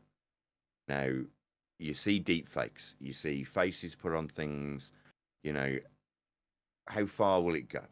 You're already talking about taking a digitized version of me as an extra, as a background actor, and then I'll go in for one day, they'll video me in all different directions, put little balls on me, so when I move, they've got all how I move, and then they'll digitize me into the background, so they don't have to pay me anymore. Now, and then they'll have you forever. Exactly, and then I won't get any more work because I will exist somewhere on a computer in a server somewhere, and they go, we need a ugly ginger guy with a beard, with a pair of glasses, and just put him in the background. And that's it. And there'll be me, a load of other people that have not been paid for that work. We'll never see a dime for it. It's not like we'll get paid every time that we're there, because we'll have to sign a contract that would say that, yes, you have the rights to use our likeness, which is what they're against, guys. And you honestly, I'm not saying that it affects us overly in this country, but it is coming. Yeah. And with that change will come to a lot of other things, and if we can't work, guys, you can't live your life. You can't pay your bills. You can't exist in a zone where you're happy to go to work, earn money, look after your family. So that has to stop, really. And it is good that these strikes are happening, because in the wake of streaming shows, what it is people don't get their residuals. And I'm not talking about your big actors. I'm talking about your other actors, the ones that have lines that they get a little bit of money off of the residuals, not loads of money, but they get a little bit of money every couple of months when the show does well. Now, people like Netflix, like Disney Plus, don't release how many hours of that TV show has been watched. So therefore, there is no way to work out the residuals, which means they don't pay any money. It just means rich people stay rich, and the poor person who actually do the work is now getting paid nothing. So that is what this argument is about. I know we've covered it before. I'm just reiterating. Yeah. But yes, so that, guys, it is important, and if you can, show some support on social media, whatever way you can show a bit of support. I'm not asking you to fly to America and go stand with all the picketers. If you're in America and it's round by you, then maybe go and show them a bit of support. Go and hand out some drinks or something. Because they are standing there, they're not being paid, and they haven't been paid for over 100 days now. That means that they will be getting foreclosures on their homes. They won't be able to feed their families because it's their main source of income, even though it's minute. Some people are on less than $26,000 a year, which is low in America. I mean, really low. So, or I know it seems a bit preachy, and we will move on into more funny things in a minute. I just wanted to get that across because it is very important. It's very important to me. It's very important to anyone within the, the acting and the voice acting world. So do show a little bit of support and at least a little bit of understanding. Yeah. For what these people are the going thing through. is, it will change the face and the landscape of this industry forever. And not for the better. No. We all enjoy movies, TVs, gaming. Yeah. So yeah. Hopefully, I don't like. I think this is going to be a long, drawn out thing. To be honest, I don't. I think this is going to be very much akin to the writer's strike back in 2008. Yeah, 2008. And yeah, we'll just have to. We'll have to keep coming back every few months and seeing where we're at. I suppose. Yeah, see where we're at. Because we want we want more content. We're a content-driven culture. So you wouldn't be able to get me and TJ talking about terrible adaptations, good adaptations, if they're not making them. Exactly. And it's that simple. So, it affects everybody, really. So, Anyway, moving on to other things. There's currently a re-rise of the death hoax, TJ. Now, remember then this always used to come about?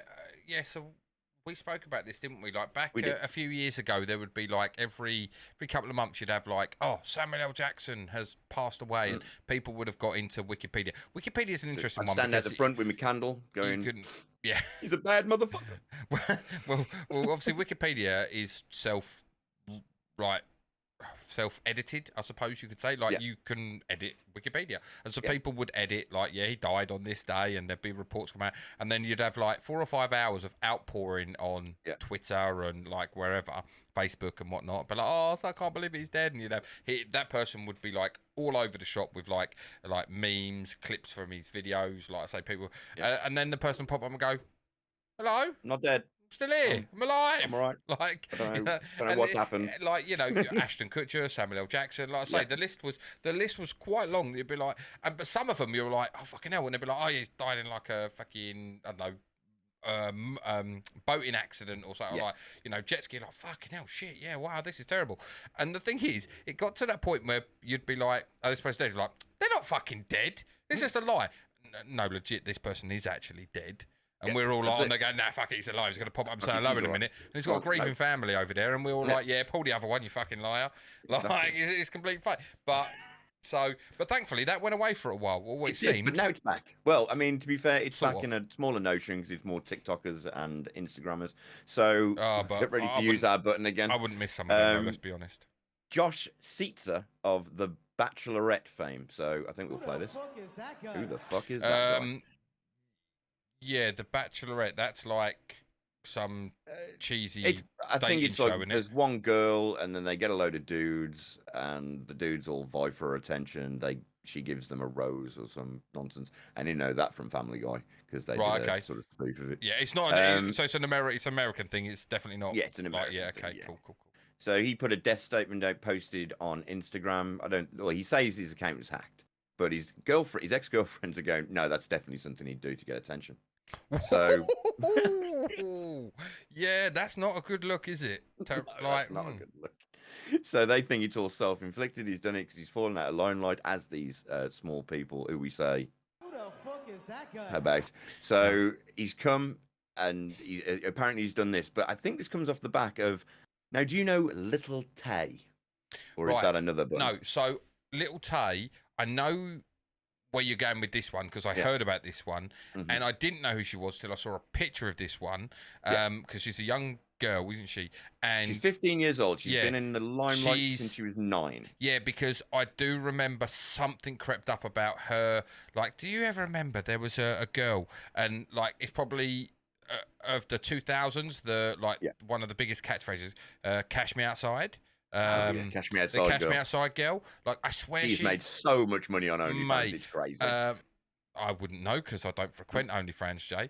But anyway, I'm just saying. I thought they had some like kind of back and forth that I would have seen somewhere on the internet, because I recognised her picture when I saw the little Tay. Recognised her picture. She's basically known for being rich and having a bad mouth. So she's always driving Bentleys since she was like 9, 10, 11. She's 15 now. And it came out a couple of weeks ago, just to clear up the story, that little Tay and a brother who is named, I wrote it down somewhere. Little J. So little Tay Jason. Jason. Oh my God. It actually could be little J. So you got little Tay and little J. Yeah, little Tay, little J. Her real name, by the way, is Claire Hope. That is her real name, little Tay. But yeah, it came out that apparently that they had passed away again. Very sad, young children. Oh, her and her brother. Sorry, I missed that. Her and her brother had passed away, and that also turned out to be a hoax. Now I don't know whether they'd done that. There's no news on that. But that was actually a few days. That wasn't it? That wasn't a couple of hours. Days. That was a few days before. Yeah. Yeah. So, and then it turned out that it's a hoax, which is, guys, what are we doing? What are we doing? Let me ask you a question, right? Okay, so let's play devil's advocate here, and say that these barely stars did this to themselves, like, and put out a death thing, like you said about the Bachelor dude, and could you imagine, like, you're sitting there going, oh, I'm not really in the fucking limelight anymore. Like, what can I do? What can I do? Like, my agent is not getting me gigs, and I'm not like. I say I fall off fucking Mount Everest. Like, I died, like, you know, wicked, cool. And then you imagine, you put it on there like, unfortunately, he died. Crickets. You'd be like, shit. Oh no, I can't now come back and say I'm alive because no one give a shit that I was dead. So I'll probably come back and say I'm alive, and they'll be like, oh, fuck it, we're actually quite happy that he died. Like, can you imagine? Like, how bad that would actually be? Playing that was just like, really terrible, mate, I'm going to be on fucking Ellen, because they're going to be like, how emotionally scarred are you that people said you were dead? Like, this is the resurgence of my career. Fucking tumbleweeds on the fucking internet. No comments. No one bats an eyelid. The world goes on. Dave from the fucking Bachelorette. Okay, cool. Yeah, nice one. You're dead. Wicked. Moving on. Like, no one gives a flying fuck about you, dude. And then you're like, oh shit, I made a clerical error in judgment here. Damn it. How do I bring myself back? Exactly, dude. That's the thing. And if anyone's wondering, tomorrow I will be announcing that both me and TJ have died, and then we'll be coming back for next week's pod. So don't worry about it, kids. We'll have the death and resurrection in about 4 days. I mean, like, the problem is, Jesus Christ. I think we have like 5 Twitter followers, so the news ain't going very far. and like, that is me trying to seek sympathy and say, like, we have very few Twitter followers. Please go and follow us over on Twitter. Exactly, do go follow us on Twitter, guys. Links in the comment below. Numbers. Yeah, links in the comment below. Don't forget to comment if you want to say, Who the fuck is that guy? because you might be, but we'll be dead tomorrow. So don't forget to like, hope, sympathies, send out grief to our families and stuff, and Kate can go, who the fuck? Is he dead? Is he dead? The house is mine. And I'll come back to find a bloke here. yeah, Dave from the Bachelorette or whatever his name was. Fucking Josh. Josh has shown up. Okay, he's got a rose. You'll be like, you walk in the kitchen, there's a rose. Who the fuck is this rose doing on the side? What the fuck's happened here? Who's this cunt petting my dog? And that's not a euphemism, guys, either. No. Right, from one fake death to a real death. Jimmy Buffett has passed away. Oh, this is really, we've just been laughing and joking, and now, oh, mate, this is like the shittiest segue ever. Like, oh, okay. That's why I did it. Mate, if we don't get cancelled, mate, if we don't get cancelled, I actually legitimately think we could do anything we like. Yes, that's what I like to think. But Jimmy Buffett, known for Margaritaville, a song that made him pretty much a millionaire, and very, very floral, over-the-top Hawaiian Hawaiian shirts that he sells for ridiculous costs. I know this because when I go to Florida, I always go to Jimmy Buffett's Margaritaville. Never seen the bloke there. I won't lie to you, because it's you definitely won't now. No, he's not going to be there now, kids. But yes, very sad. I'm not a big Jimmy Buffett fan. I mean, his music is probably sort of Hawaiian chill out boat music, I suppose is what you call it. Yeah. Yeah. See, TJ's already thinking, who the fuck is that guy? I know who he is, but I can't really say I'm an avid listener of. Yeah. I've listened to a couple of his songs. I mean, Margaritaville's probably his biggest Yeah. tune. He's more known for Margaritaville, to be honest. So I like margaritas, so that's why I know about him. And I always drink margarita when I'm over in Florida. Right, moving from Jimmy Buffett. Sorry, Jimmy, not to give you a big send-off and everything, but, not really well known in the UK, I'm afraid. Maybe open a franchise over it. Oh, wait, you can't. God, I'm going to get so much hate in the comments. Oh, shit. Um, It's all right. We put Unfiltered in the title. We're fine. We're covered. We did. Covered. That's what we wanted. Right, you came here. You knew you was getting it right. Don't blame us for your bad choices in listening to this fucking podcast.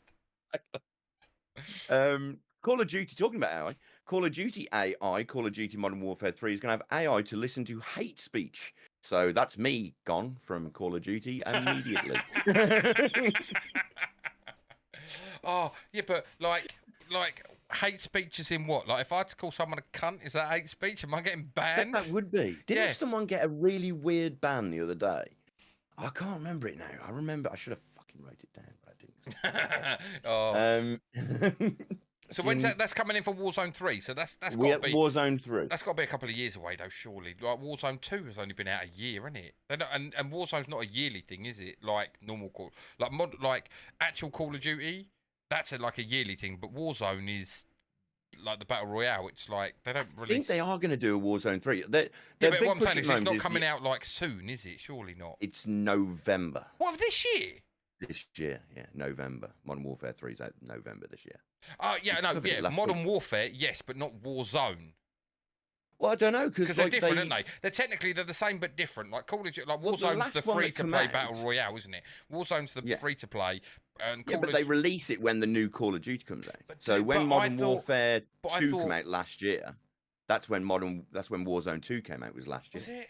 Oh, okay. Yeah, yeah. Maybe I'm. Yeah, Yeah, yeah. maybe. Yeah. I mean, I'm they not, haven't I'm said not a anything. big. I'm not a big COD player anymore. Used to be years ago, but not anymore. I'm not a big Too many COD player. cheaters, mate. Too many cheaters. Yeah, there is too many cheaters, too much hate speech. So hopefully this will. I'm sick of being called ginger cunt. It upsets me. Oh, you fucking It's ain't gonna actually be long. great, Ain't gonna have long left in this pod, then are you? Fucking hell. Not at all. Not at all. Oh, mate. Also, moving on swiftly from Call of Duty, Anna de Armas superfan was kicked out of court. Now, did you hear about this story? I didn't, but I like Anna de Armas. like Very Ana good, de very Armas. very good in Glass Onion, in Knives Out. In Knives Out, yeah. Yeah. So I like that. I haven't seen the Bond. Monroe one. And good. I haven't thought seen she was that. decent in Bond as well. So Yeah, Bond. Yeah, she was really good in Bond. Apparently in Monroe, she gets a whaps out. But that's not the first time she's got a whaps out. She's got a whaps out quite a few times, apparently.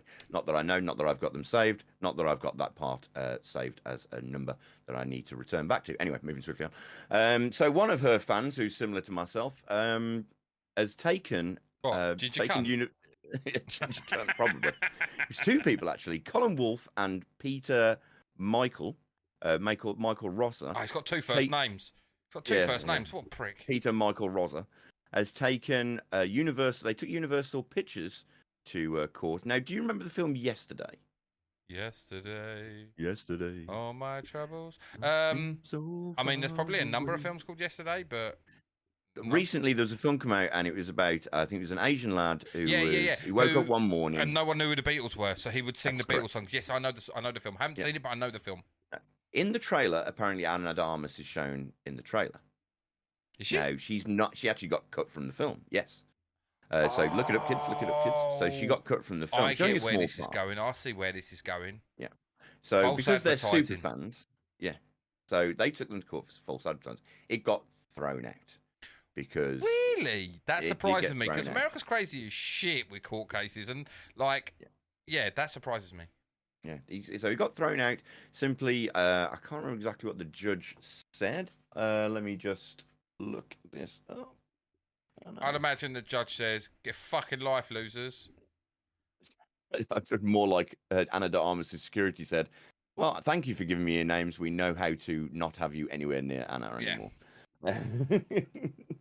I mean, like, like I say, I've seen the trailer. Can't say I remember seeing Anna de Armas in it, but it makes. Oh, I can't remember seeing it. But I basically, kind of get the lawsuit though. I kind of get it. Like, well, here's what it says on Sky News. A judge has thrown out a case by Ana de Armas fans who said they were tricked into believing that she would appear in a film. The actress briefly appeared in a trailer for Danny Boyle's movie yesterday, showing her on the sofa of James Corden's talk show as the main character appears to flirt with her. I think I do remember that. I don't think that anyone knew who Ana de Armas was particularly well, though, then. She wasn't, I mean, sort of, her breakout role was probably Bond and Knives Out. Knives Out, I would say, yeah, I'm trying to think. Well, no, it's 2019 and this came out. Yeah, yeah. So she does not speak in the clip and doesn't appear in the 2019 Beatles-themed film. Connor Wolfe and Peter Michael Rosa said that they had been deceived by false advertising and they wouldn't have rented the movie if they had known she wasn't in it. I mean, come on, boys. Just come on, really? They tried to sue Universal Pictures in the US for $5 million. Wow, okay, that's where you fucked up. If you'd have asked for like 50 grand, you might have got it. 3.9 million. Please tell me it was for pain and suffering. Please tell me that's what the case was for pain and suffering, because I didn't see a 12-second clip of Ana de Armas. Mate, fucking hell. And the reason was because they'd paid to watch it on Amazon Prime. Despite the disappointment, Mr. Wolf paid for it again on Google Play after they after search results listed de Armas as a cast member. He claimed he thought it would be a different director's cut. That's fucking clever. No, right? I give props to this geezer. Right, I give props to this geezer because blatantly they've watched the first one. She's not in it, so they fucking hatched this plan. We're gonna sue the studio, but let's think outside. Right, if we've got this in the bag, we can say we thought maybe Google had like a different version. We paid that. We paid it twice. We were disappointed twice. You can see That's him now, mate. actually like genius on a stupidity level of genius, but still genius, if that makes any sense. Like, I get the thinking behind it. I'm like, yeah, if we just go in and say we watched this movie once, this hour-and-a-half piece of crap, and Ana de Armas wasn't in it, I want $5 million. No. I had to sit through this twice. Like, and it makes logical sense. What would have been better if it had gone, and I still didn't find it, so I logged onto this pirate site. I could just see him now. He's there. He's like, right. She's not in it. Right. The Google Play have got a different one. Let me check IMDb. Yep. Definitely in. He's got his tissues. He's got his fucking hand lotion. He's already good to go. He's ready, good to go. He's like, yeah, any second. Corden shows up. Horrible. Bad times. Nobody likes Corden. No one got tissues or like fucking lubricant out for him. I know I'd be suing someone if I had my fucking John Thomas in my hand, all lubed up, ready to go, and Corden's on my screen. I know I'd be fucking upset about that myself.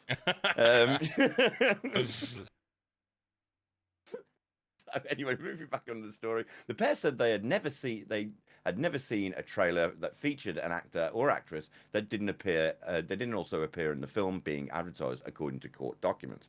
Yesterday, writer Richard Curtis said in 2019 that de Armas was cut because test audiences felt she overshadowed the main love story featuring Himesh Patel's character.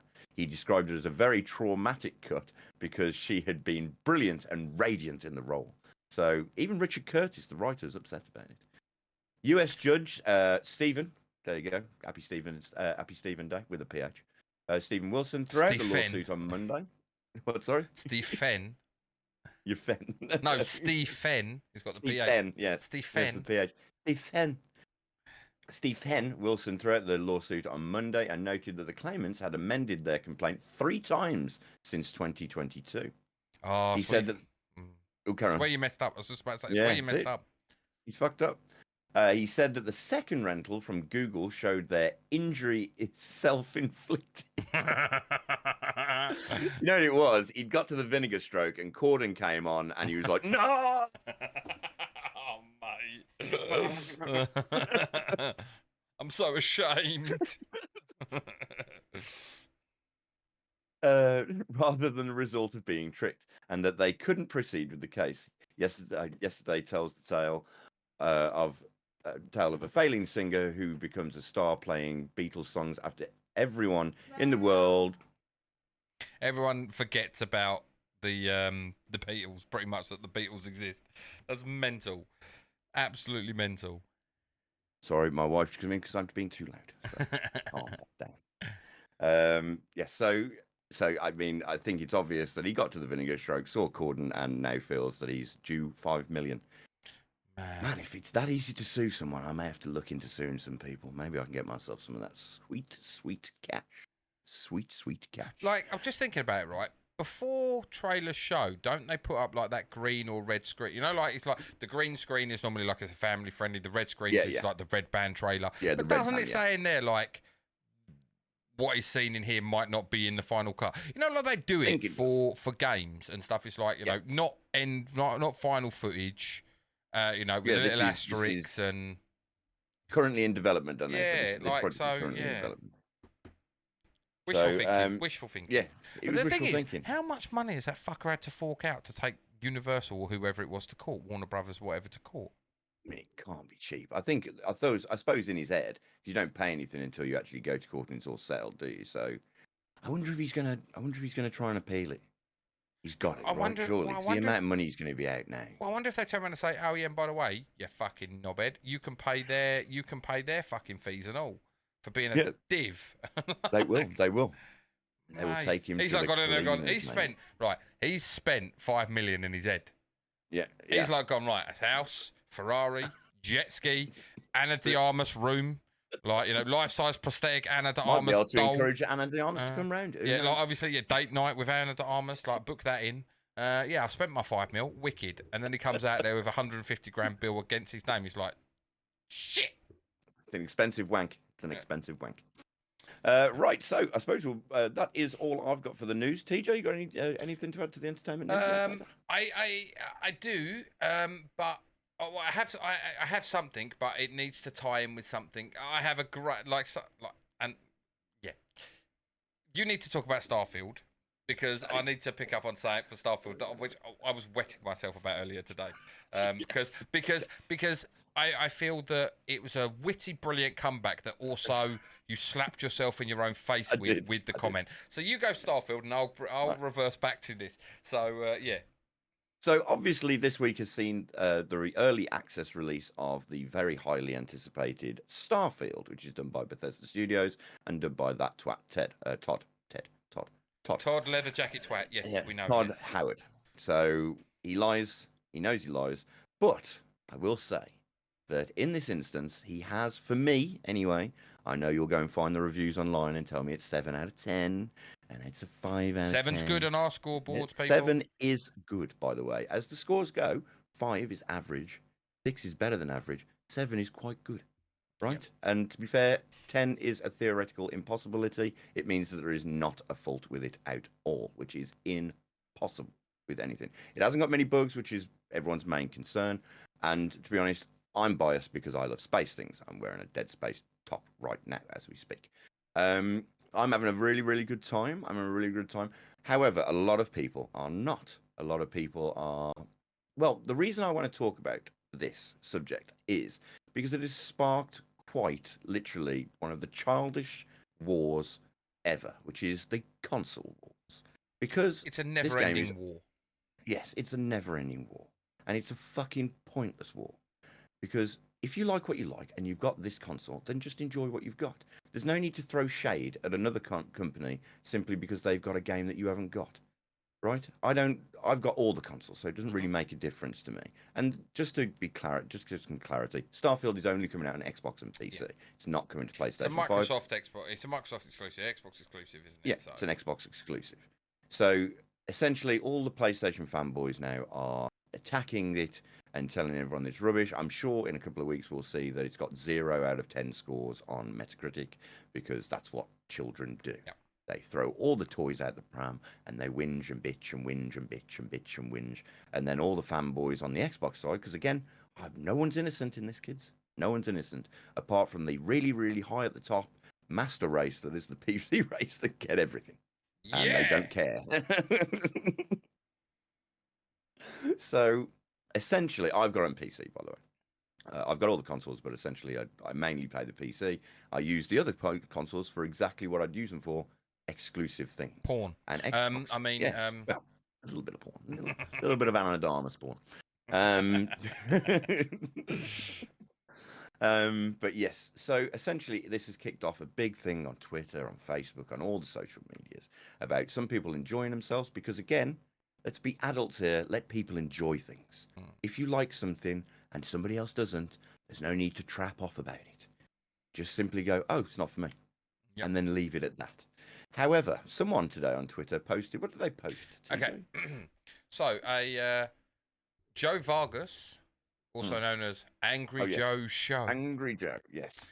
They posted this. Well, 6 hours into Starfield, and I'm going to be honest, kind of disappointed at the moment. It's Loadenfield and restrictive. When you make a space exploration game, you expect certain things in 2023. Fair or not, Bethesda themselves called it unparalleled. Bruh. No, it's very paralleled in my opinion. Followed by a screenshot of a Bethesda Studios snippet that says, playing games set amongst the stars, create any character you want and explore with unparalleled freedom as you embark on an epic journey to answer humanity's greatest mystery. Now, a certain Mr. Jamie Morris, aka Firefly Zero, come back with a snippy little request of, just waiting another 10 years for Star Citizen then, dude. Which, for anyone who is new to this pod, I will just explain why this is hilariously funny. It's because Jay is an absolute Star Citizen fanboy. Where old matey was at his todger in his hand for Anna de Armas, Jay does that for ships on Starfield. Okay? So, for Jay to then throw shade at this beloved game, I find absolutely fucking hilarious. Because it's almost like Jay, there he is, he's got Star Citizen, he fucking loves Star Citizen, he's like, Star Citizen, I will defend this to the nth degree, I love this, the ships, it's great, whoa, there's a twinkle, what, new and shiny, I must, fuck you, Star Citizen, Starfield. It's like, he's walking there with his wife, and then some girl with nice big breasts, a little bit of cleavage on the show, she's like, oh, hi, Jay, and he's like, fuck you, bitch, and he's gone. He's gone. The new hotness has dragged him away, and I found this highly amusing because I know how much Jay loves Star Citizen. Now, to defend myself, I do love Star Citizen, but I am a little disillusioned with it. So when I say, because it doesn't have nice breasts in Star Citizen, well, it doesn't have nice breasts, and it's not working. Well, it does work, but it doesn't work in the way that it's intended to be sold. Now, Starfield, for all its yes, it is Loadenfield. I'm not going to take that away from him. I liked that. I liked that comment, Loadenfield. Yeah, I like that. I thought that was quite quirky. I won't take that away, but I have got a universe to go and fly to any planet, and I can go around the entire planet, albeit they are hexagonal-based tiles, which they did explain also, Joe, if you're watching. They also said it's going to be tiled, which means it's going to be, each area takes about 40 minutes to walk across, which is big enough. Now, I've played Star Citizen, I've been on the moons, and I've been on the planets of Star Citizen. It would bore me to absolute tears to walk all the way around that area, because it's a planet. Right. It takes me 3 hours to drive down to where TJ lives. If I had to walk it, it would take days. So ultimately, sometimes bigger is not always better. TJ with his beard. Fuck me. It's a callback. It's a callback. It's a callback, yeah. You're a ginger cunt. So. I am a ginger cunt, and that's also a callback. But no, like essentially, my point to Joe. Now, I actually quite like the Angry Joe show. I enjoy his content, but he's also bought into Star Citizen, so that's why my comment was prevalent to him, because he moans like fuck about how Star Citizen isn't out. The problem is that in order to have these massive worlds where you can walk endlessly around, it takes a shitload of development. And all Bethesda have done is like, we can circumvent this by making X's, and you can still travel around the entire world. And I do mean that you can land anywhere on a planet and just get out and out of your ship and walk around and go and see things. Now, for me, that is ultimately better because, yes, it is 2023. However, they haven't made quantum computing yet, Joe. So it's not as easy as you would think. And I know you make board games, but until you make a video game, and surely see the process of doing that. Because my answer to anyone who whinges about video games is go and make one better. Yeah. If you've got it better, go and make one better. You know how to do it, apparently. So go out and do it. Now, I'm not starting a beef with Joe before anyone at Joe Vargas. I'm sure he saw my comment. I'm sure he dismissed it as "fuck that ginger twat," which I would have done as well. But yes, so ultimately, yes, I like Star Citizen, but I'm on the understanding at the moment it has become just a cash grab. I'm afraid to say. I have spent more money than I wish to talk about on that game, for ships and stuff, which very nice. Don't get me wrong, it's very nice to be able to walk on your ship and walk around and see different parts of it blow up when you get destroyed in space. What some cunt! But ultimately, that game is nowhere near ready. So I'll take the Loadenfield that I currently have and enjoy it, because sometimes it's nice to enjoy things. And to be fair, if you're playing a Bethesda game and you wasn't expecting Fallout 4 or Skyrim, then the error's on you, mate. What was you expecting? It's Bethesda. Bethesda we have known for their consistent fails in the past. Now, personally, just going back to Starfield, I'm really enjoying it. There's lots of side quests, a lot of things tie into each other. You do feel like, you're walking around a planet. I went to London, saw the Shard, how a giant glass building didn't get destroyed with the rest of the planet. You won't ask. Just won't ask. But essentially, it's fun. I'm having fun. I like being able to make my ship. I like being able to alter my ship and not have to pay thousands of pounds in order to have another ship. So for my £60 and not the ridiculous amount of money that I spent on Star Citizen, I am happy with the product that I got. Is it a 10 out of 10? No, there's problems. Hold. You did not spend £60 on Star Citizen. I did not. That's what I'm saying. I have spent No, sorry. thousands. You didn't spend £60 on Starfield either. No, I didn't. Let's just be honest and tell people how much you spent on Starfield. So I bought the Constellation edition because I wanted the watch, kids. This watch on my wrist. And a fancy token. So I spent £250. But again, I'm biased because I am a space fiend. There is a lightsaber behind me. There is a droid behind me. I have built fucking countless amount of starships in Lego because I love spaceships and space and all that jazz and all the sci-fi nonsense. So I will spend ridiculous amounts of money, but not to the total that I've spent on Star Citizen. And I have got a functioning game with beautiful worlds. Is it the best graphics in the world? No, it's probably about an 8.5 out of 10 currently, and I'm about 12 hours into it. But I'm loving it. I will say this, I'm having nothing but fun. Is the combat as polished as Call of Duty? No, but I haven't paid for a combat game that is solely made by the Call of Duty people.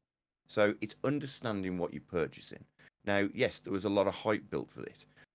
Now, you build your own hype, kids. You watch the video and you hype yourself up.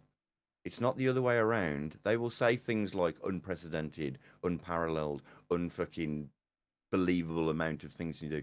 There is a whole universe for you to travel. It is unparalleled. There's no other game doing that. Honestly, apart from No Man's Sky. Right? And No Man's Sky came out in an atrocious state. Everyone would say, I enjoyed No Man's Sky. But there is not a solid story behind No Man's Sky, and there wasn't one release. This has got a Bethesda-style story where it is RPG light, but you get to go around, you get a countless amount of guns, you get loads of side quests, interesting side quests. Main story's got a through line, which is very interesting to me as well. So I will defend Starfield, and I will defend Starfield as a good space game, which I've been waiting for a long time, and I will shekel up when I have to. Anyway, that's all I've got to say on Starfield. TJ is going to play Starfield as well. So I am, because, unlike Jay, I'm not spending fucking stupid amounts of money on the game. I'm not even spending the £60 on the game because I'm like cheap as balls. I have Xbox Game Pass, and it's a day one release on Xbox Game Pass for free. So it's currently downloading the pre-install. It's ready. It's waiting for Thursday. Tuesday. When? Tuesday.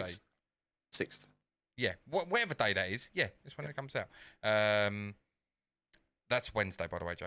Is it Wednesday? Yeah. Oh, shit, Anyway, so yeah, I will.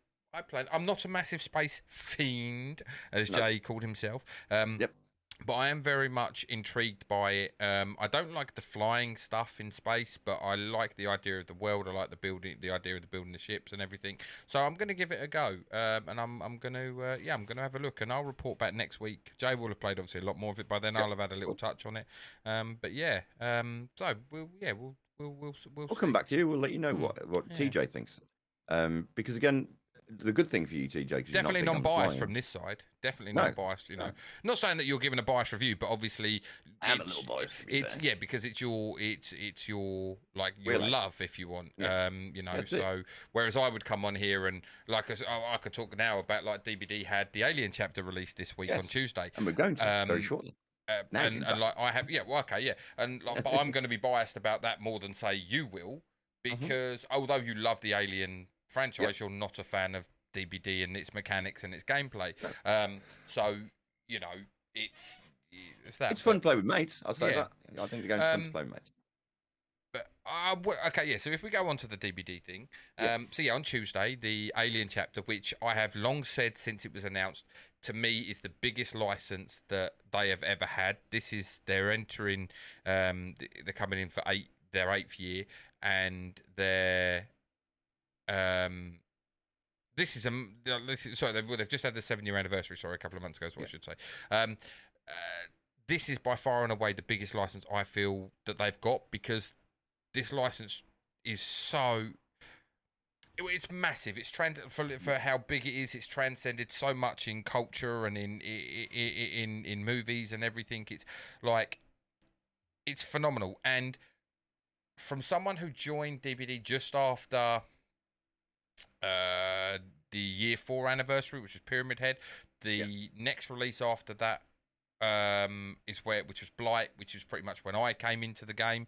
So I've seen a lot of releases. I played a lot of PTBs, and I would happily say that this is the most fun I have had. On the killer side, I haven't played that much Survivor, but on the killer side, playing as the Xenomorph is the most fun I have had on a newly released DLC since I started playing the game. She is so much fun. And not only that, the cosmetics are fucking right. No, I have to temper here. The Alien, the Xenomorph cosmetics are phenomenal. They have the Alien Queen as one of the cosmetics. Looks incredible. And oh my God, it is movie perfect in every single way. She is the most fucking biggest bitch you'll ever see in the world. She's awesome. She is phenomenal. Like and even to the point where they started doing this thing with entry animations. So like it started coming in really when Sadako came in. And Wesker and that came in. So like with Sadako, you had the well there, and you'd see her in the lobby screen. You'd see her crawl out of the well. That's cool. And with Wesker, he would like be standing there, and then he'd get his thing out and he'd dash across the screen because he's got a dash attack. With Alien, when the Xenomorph first came in, basic Xenomorph, you'd be like, well, where's the fucking Xenomorph? And the Xenomorph would actually come down from the top corner of the screen, rotate, and then land, and then stand up. You're like, it's fucking wicked, right? Yeah, cool. Alien Queen is so big, they couldn't possibly do that with her. And just sitting there like nothing's there. And all of a sudden, she just comes stomping across the screen, then looks at ya, and then carries on walking around. And also, when she swings around, oh my God, she's got the fattest ass. And I mean PH fat. Oh, it's fucking... Well, she's a mama. She is a mama. And it's so cool. And like, she's brilliant. You can see her everywhere on the map because she's so fucking big, but it's just so good. And for it's a game intimidation for that. Well, this is the thing. For a game where really buying cosmetics for a killer is ridiculous because you don't get to see them. It's first person. I was like, yeah, I'm buying that. Fuck that, I'm buying that shit. Yeah. I must have it, and I have it. And the other cosmetic that came with it was wicked because, and it leads me in like it's in Alien versus Predator when the Predator launches its net and it's a self-tightening net and it tightens itself around the alien and it cuts into the alien's skin and then the alien's acid blood snaps the net but leaves the grid across and you see the green blood. It's really cool because that is one of the skins, an alien with that green grid, which is really cool. The other one's bullshit. It's supposed to be a sort of take on the clone alien, but it looks nothing like the clone alien. But my unfortunateness is Ripley's cosmetics, because they haven't got the likeness for Sigourney Weaver. Like, they've gone with the cosmetics of Ripley 8, which is from Resurrection, and her in her outfit for Aliens, when she's wearing the white top, the like space trousers, if you will, with the braces. It just looks shit. In my opinion, it looks shit. I got into an argument with someone on my channel actually. They were like, "Oh, they look amazing. You're wrong." And I'm like, "In what world do they look right?" And I'm like, "Seriously, shut up." Like, so Sigourney, you're clueless.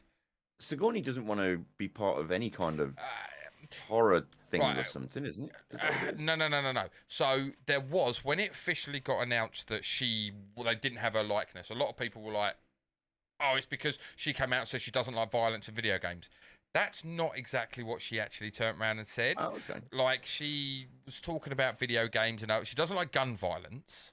Right. Obviously, there's no guns, there's no guns in DBD. Turrets. Turrets, if you really want they're not even guns, the flamethrower, isn't they? Oh, yeah. That's right, and it's only on that. It's only with them. There's no other. Anyway, and it was more. She was talking about like if she wants to be part of a project, she has to feel like the project encapsulates the Alien franchise. So I mean, there is always that thing that maybe behaviour like, well, she's going to want a shit ton of money, so we're not even going to go there. Fair. Like, Fair. Which they've had that Sigourney issue. Weaver, she can demand they like don't. a fuckload of Well, money. they don't have the license for Jamie Lee Curtis. They have a Laurie Strode in the game, but it's not Jamie Lee Curtis. Who knows? Who knows? I mean, it does leave scope open that maybe one day. But just going back into the gameplay, phenomenal. Like I say, so much fun to play. Her tail whip is fantastic. There is a little bit of a question mark whether or not it's because you go in from a standing mode into a stalking mode when you're like when you crawl on all fours, and that's when your tail becomes active as like a whip action, and you can send it out as a long range attack, and you can go over pallets with it. You can go up through, like, if you're on a multi-level building, there's a hole in the floor and they're standing there. You can get them from either down up or from up down. Really, really strong, really, really solid. And yeah, she's just so much fun. I hope they don't mess around. Normally they wait about a couple of weeks and then they launch out buffs and nerfs. I hope they leave her alone, but I don't think they will, because I think if enough people complain from the Survivor side, there's always changes that get made. Yep. Balance is, you're never going to get balance in the game, unfortunately. It's 4v1. It's 4v1. And yeah, I'm just super pleased. Now, the one thing, just going back to the cosmetics, what I was questioning is how far this license went. Disney owns the property for Alien, right? Yeah. And I was wondering how far this license encompasses, because it's the Alien license. They don't, and that's all they sell it as. And I was like, are we going to get like cosmetics from other? I was hoping actually for a Hicks cosmetic, because they do legendary cosmetics where they'll change the cat, because essentially survivors are just skins. Other than the perks, they all do the same. Like, there's no special powers that they have. The perks obviously give them things in the game, but they work across every survivor. So ultimately, it's literally just a cosmetic. Doesn't and so I was hoping we'd get Hicks, and we may still get Hicks in the future. Quite possible. But you do just have Survivor releases, don't you? Yes, Well, it'll be as a cosmetic. I don't even think it'll be a Survivor release. It'll be a cosmetic. They'll release it like it'll be whatever it is, the Auric Shard's worth, £7.50's worth of Auric cells, I should say, and and he'll be a cosmetic, I would imagine, in the future. But with obviously what I'm getting at is that they've obviously proved that the license is all encompassing of the Alien franchise, because it covers AVP as well, because that skin with the grid on it is from AVP. I'm like, undeniably, if this sells well, there's no other, it can't be from anything else. Are they already in talks for Predator? Now, hopefully, but they already sort of did something, didn't they? Well, they released a killer called the Skull Merchant, who's got people saying, they were going to release Predator, and then there was an issue with it, and they couldn't release it because she's got like a two knife thing on her hand, which is very much and her Maury is similar to a way someone is killed in one of the Predator films, but I don't think Predator is going to be next, because the next release in a few months is a killer-only chapter, and I don't see them releasing Predator without releasing Dutch. Dutch is so key. Arnie Schwarzenegger, and once again, it's a franchise where you've got skins that you can sell. You can have a Dutch skin, multiple Dutch skins, him in the red shirt at the start when it's like, Dylan! And they do the mini arm wrestle thing, with his camo gear. They can do him shirtless, because everyone in DBD thirsts over shirtless people. Weird community. Like when he's got all the mud on him and the Predator can't see him, essentially. And you've got like you could also do a legendary skin for Dylan, for Carl Weathers' character. Yep. You could do Danny Glover legendary skin. You know, you can go into City. Prey as well potentially. You know, and have a legendary skin for the Predator that is Prey. Just to interject, did you see that Prey may be getting a sequel? Prey will definitely get a sequel because it done really good numbers. Yeah. Prey, because the director didn't he come out and said something about how we'd love to somehow bring Arnie and Dylan in, but how do you work it when the Prey is set hundreds of years ago? I'd like to see, I think we discussed this before, I'd like to see a Predator in the Japanese Shogun era. I think that'd be amazing. I don't know where that. Yeah, I don't know. Or World War II or something like that. I don't know where they go. I don't know. Yeah. Predator Through Time is a good concept. Well, it's kind of what they've done essentially now, isn't it? Like by going back to the planes.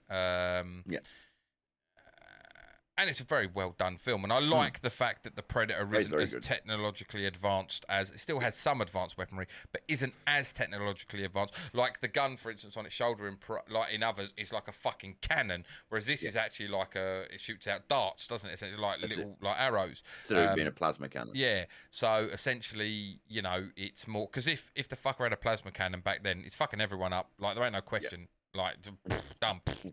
One finish. Like exactly. So yeah, no, it'll be interesting. But ultimately, like getting back to the DVD, like great release for me anyway. Really enjoyed it.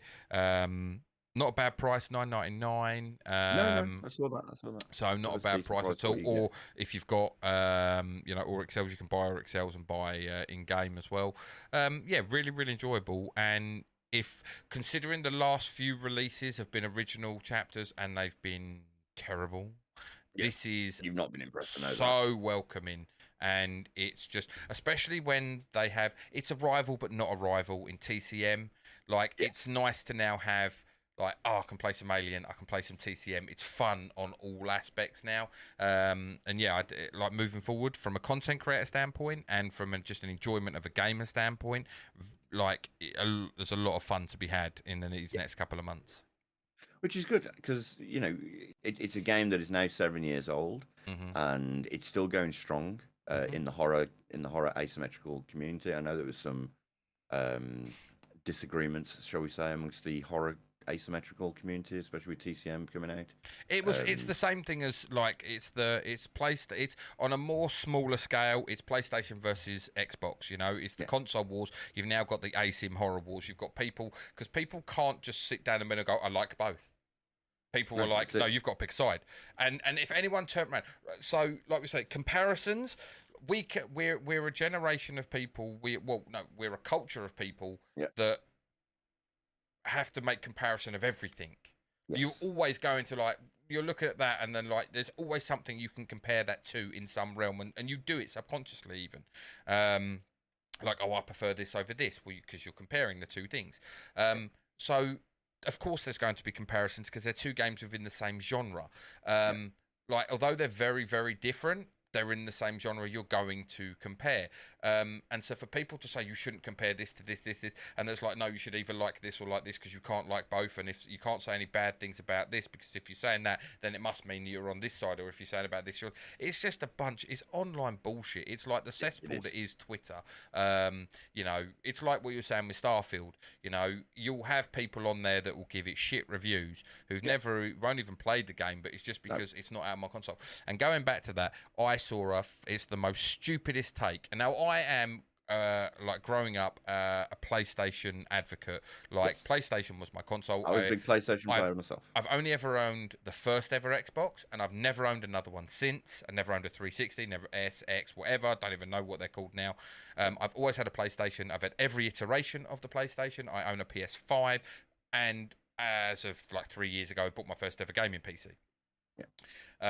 So I have. There is no reason to own an Xbox when you own a gaming PC because I have Game Pass essentially as well. I pay $7.99 a month for Game Pass, and I can buy or I get free shit on there, and I can also buy Microsoft games. So yeah, I don't need an Xbox anyway. But completely lost my train of thought.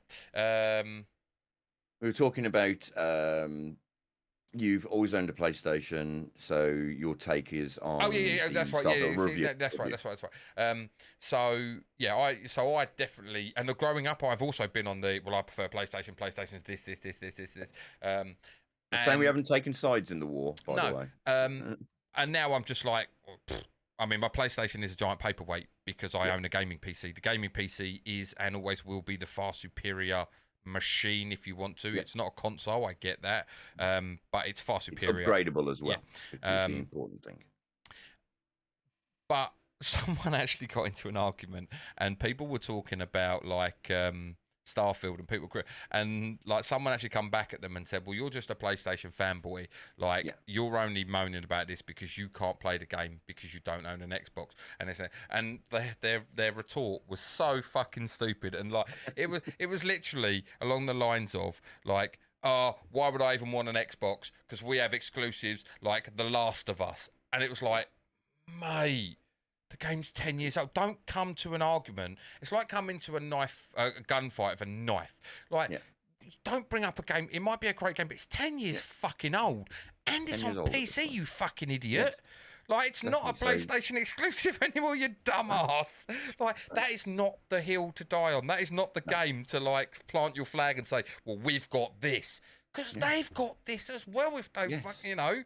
Exactly. It's like, it was so stupid. And then people were lighting this person up in the comments. They were saying, well, don't worry, I've got a Nintendo, I've got Mario. Like, it was like, you know, it was like, I've got Super Mario 2. Like, you know, it was like, fucking hell, you're getting like, oh, mate. It just made me laugh. It made me laugh. It's the idiotic nature of the whole fucking argument summed up in the one tweet when he come out and said that. It's like, your argument's fucking illogical, stupid, and unbased on any kind of fucking fact. You dumbass. You've got, look, no one's denying that PlayStation's got exclusives. No one's denying it. But why are you hating on another console for having exclusives? That's my point. It's like, I'm just like, well, it's bullshit that it's on there because Bethesda used to be due to everything. Yeah, and then Microsoft whapped their big fucking dick of a wallet out and went, I'm buying Bethesda. Do you know what? I genuinely actually believe that the reason that this is happening is because I believe PlayStation fanboys are genuinely scared because Microsoft, making moves, making big ass moves like Call of Duty, you know, like with the Activision license and everything. Yeah. It's Activision like Blizzard. This is the first step in them potentially losing a lot of shit. It's what they're worried about, and this is why Sony are fighting so hard. People bought an Xbox for Starfield. Mm-hmm. Now, that's just, there's nothing you can do about that because people spend their money however they want. Mm-hmm. This is why, like, the argument of going, well, you know, Sony's better. Good. You can think Sony's better by all means. But the reason I've bought a PC, an Xbox, and a PlayStation is because I didn't want to be in your situation. Mm. I didn't want to be there going like... And we are privileged. We have just got to point out, we are privileged to be able to have this, you know. Yes. But also, with that privilege comes common sense that we're not on the internet arguing about what games console is better. No, because it's sad, guys. Look, I'm not saying that your circumstances means that sometimes, mate, you got to miss out. People who bought an Xbox have missed out on Last of Us, as you like to point out. Spider-Man, Final Fantasy 16. You've got a plethora of fucking video games.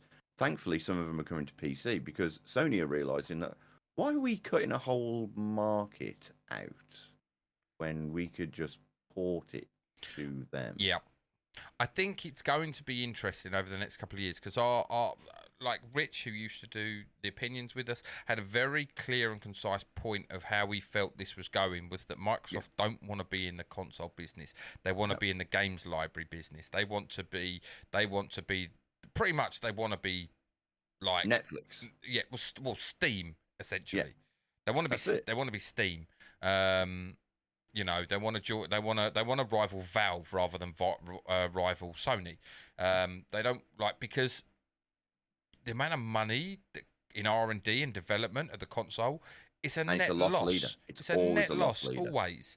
And so, you know, but if you can, this is why you get all of the big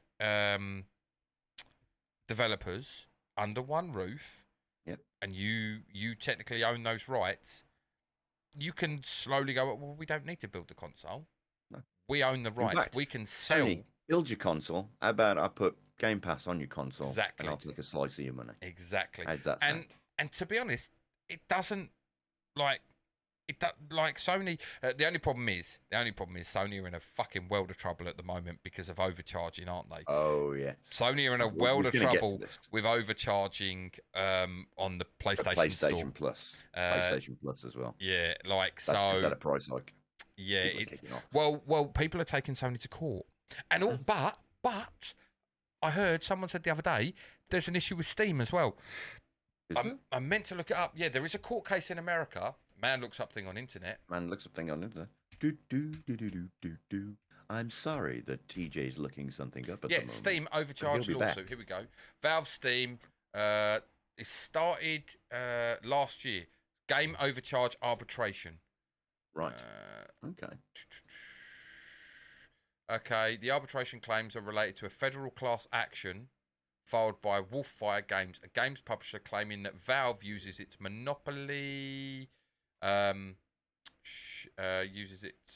power to force game publishers to sell their games through the Steam store and pay Valve super competitive commissions. The same conduct caused gamers to pay more for games as well.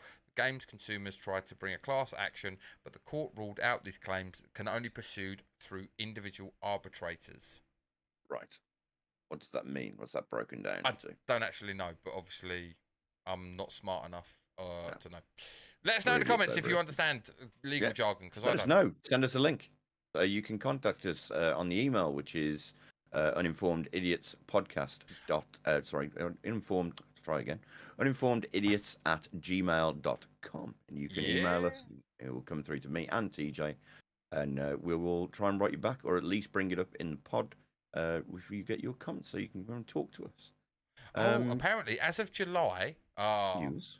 I can't view the content. It just says here, Steam settlement. Who is eligible? Sony have done something similar. There is a big petition thing that you can join, and you'll get about 100 quid back, I believe, from Sony. Mate, I haven't bought a game on the Sony store for fucking ages. I haven't bought one for a while, to be fair. I do still buy games. The other game that I've been playing actually is. It looks like it's an American, obviously. Yeah, this is. I think anyone can sign into it, though. Yeah, but the web page to go on, it's not, it says you're not in the region. I'd have to VPN it to go and actually have a look at it properly. Fair enough. Get that ExpressVPN. ExpressVPN, if you want to sponsor us. Yeah, man. Email or like Nord. We're happy. Anyone, Exactly. If you want to sponsor this podcast, CyberGhost, if you want, we're fine. Any of you. Spotify, if you want to give us one of those sweet Joe Rogan deals, me and TJ are open into. Maybe not Joe. Like we're not Joe Rogan levels yet. Maybe maybe just under, like Joe Rogan leader. Maybe we're like, I don't know, like Howard Stern level. All I'm saying is we will it's not take on Spotify, 50 million. but I mean. We'll take 50 million. Right, we'll break it easy. 49. 49 I'm happy with as well. It'd be, I would. Do you know what, Jay? I'm that nice a guy. You can have 25. I'd take 24. Fucking fantastic. It's fine. I'm not. 1 million. It's like I'm not fussed. I'm not fussed. We'll do this exclusively on Spotify if that's what you want. Yeah, fuck you, YouTube. Oh, how much? Sorry. Hang on. How much are you offering YouTube? Just quickly first, before I burn all our bridges. Just checking. If you want to strike it out, me and TJ will get in the room with you. Smash. I mean, there's no point in asking Twitch if we want to go live on Twitch because they'll take 50%. Yeah. So of this 1 million that you're offering, I get 500,000. No, 70%. No. We'll end up having to give $1 million. Wait a minute. Just for the fucking privilege. What's going on? Why am I getting what? Why owe you money? Yeah, exactly. Oh dear.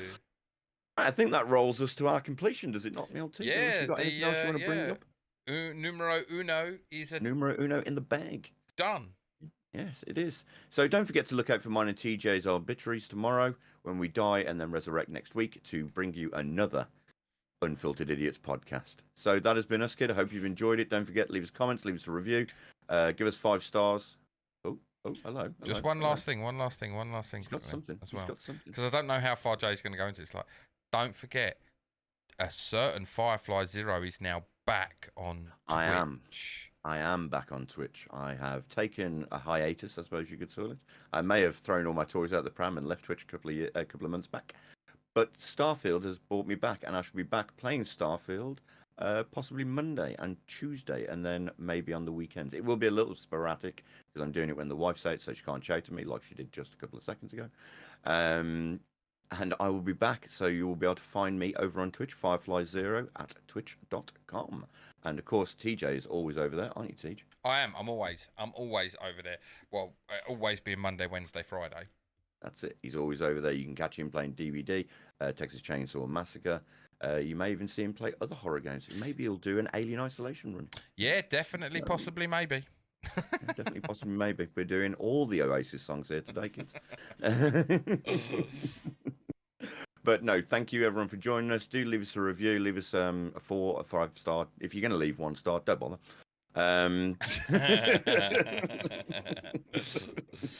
We also do have Twitter, Instagram. The links will be in the description below. Please drop us a like, follow, and show us the love on all platforms. Please, we are trying to grow as a podcast, and we would love your Support, yeah, that's the word I was looking for. Thanks, Joe. You can also find us doing silly little memes over there because I do what everyone does, which is I copy and paste memes and then put them on our channel. So if I can get you, make us look cool. Yeah. That's it, because we like to be funny, and we're not very funny on the pod, so we're going to try and be funny somewhere on social media. Anyway, I think that brings us to our close. Once again, thank you everyone for being with us. I have been Jay Firefly0, and I've been joined by. I have been the proper TJ. TJ, me, idiot number 1. Yep. He likes to think he's number 1, but he's actually number 2. Well, I'm number 1 because I'm on this side. Right. Unless we're in China, we start like over here, mate, not over there. Right, we'll be back live with you next Monday at 7 o'clock. We do record on a Saturday, in case you're wondering. So I will see you all later, kids. Bye-bye.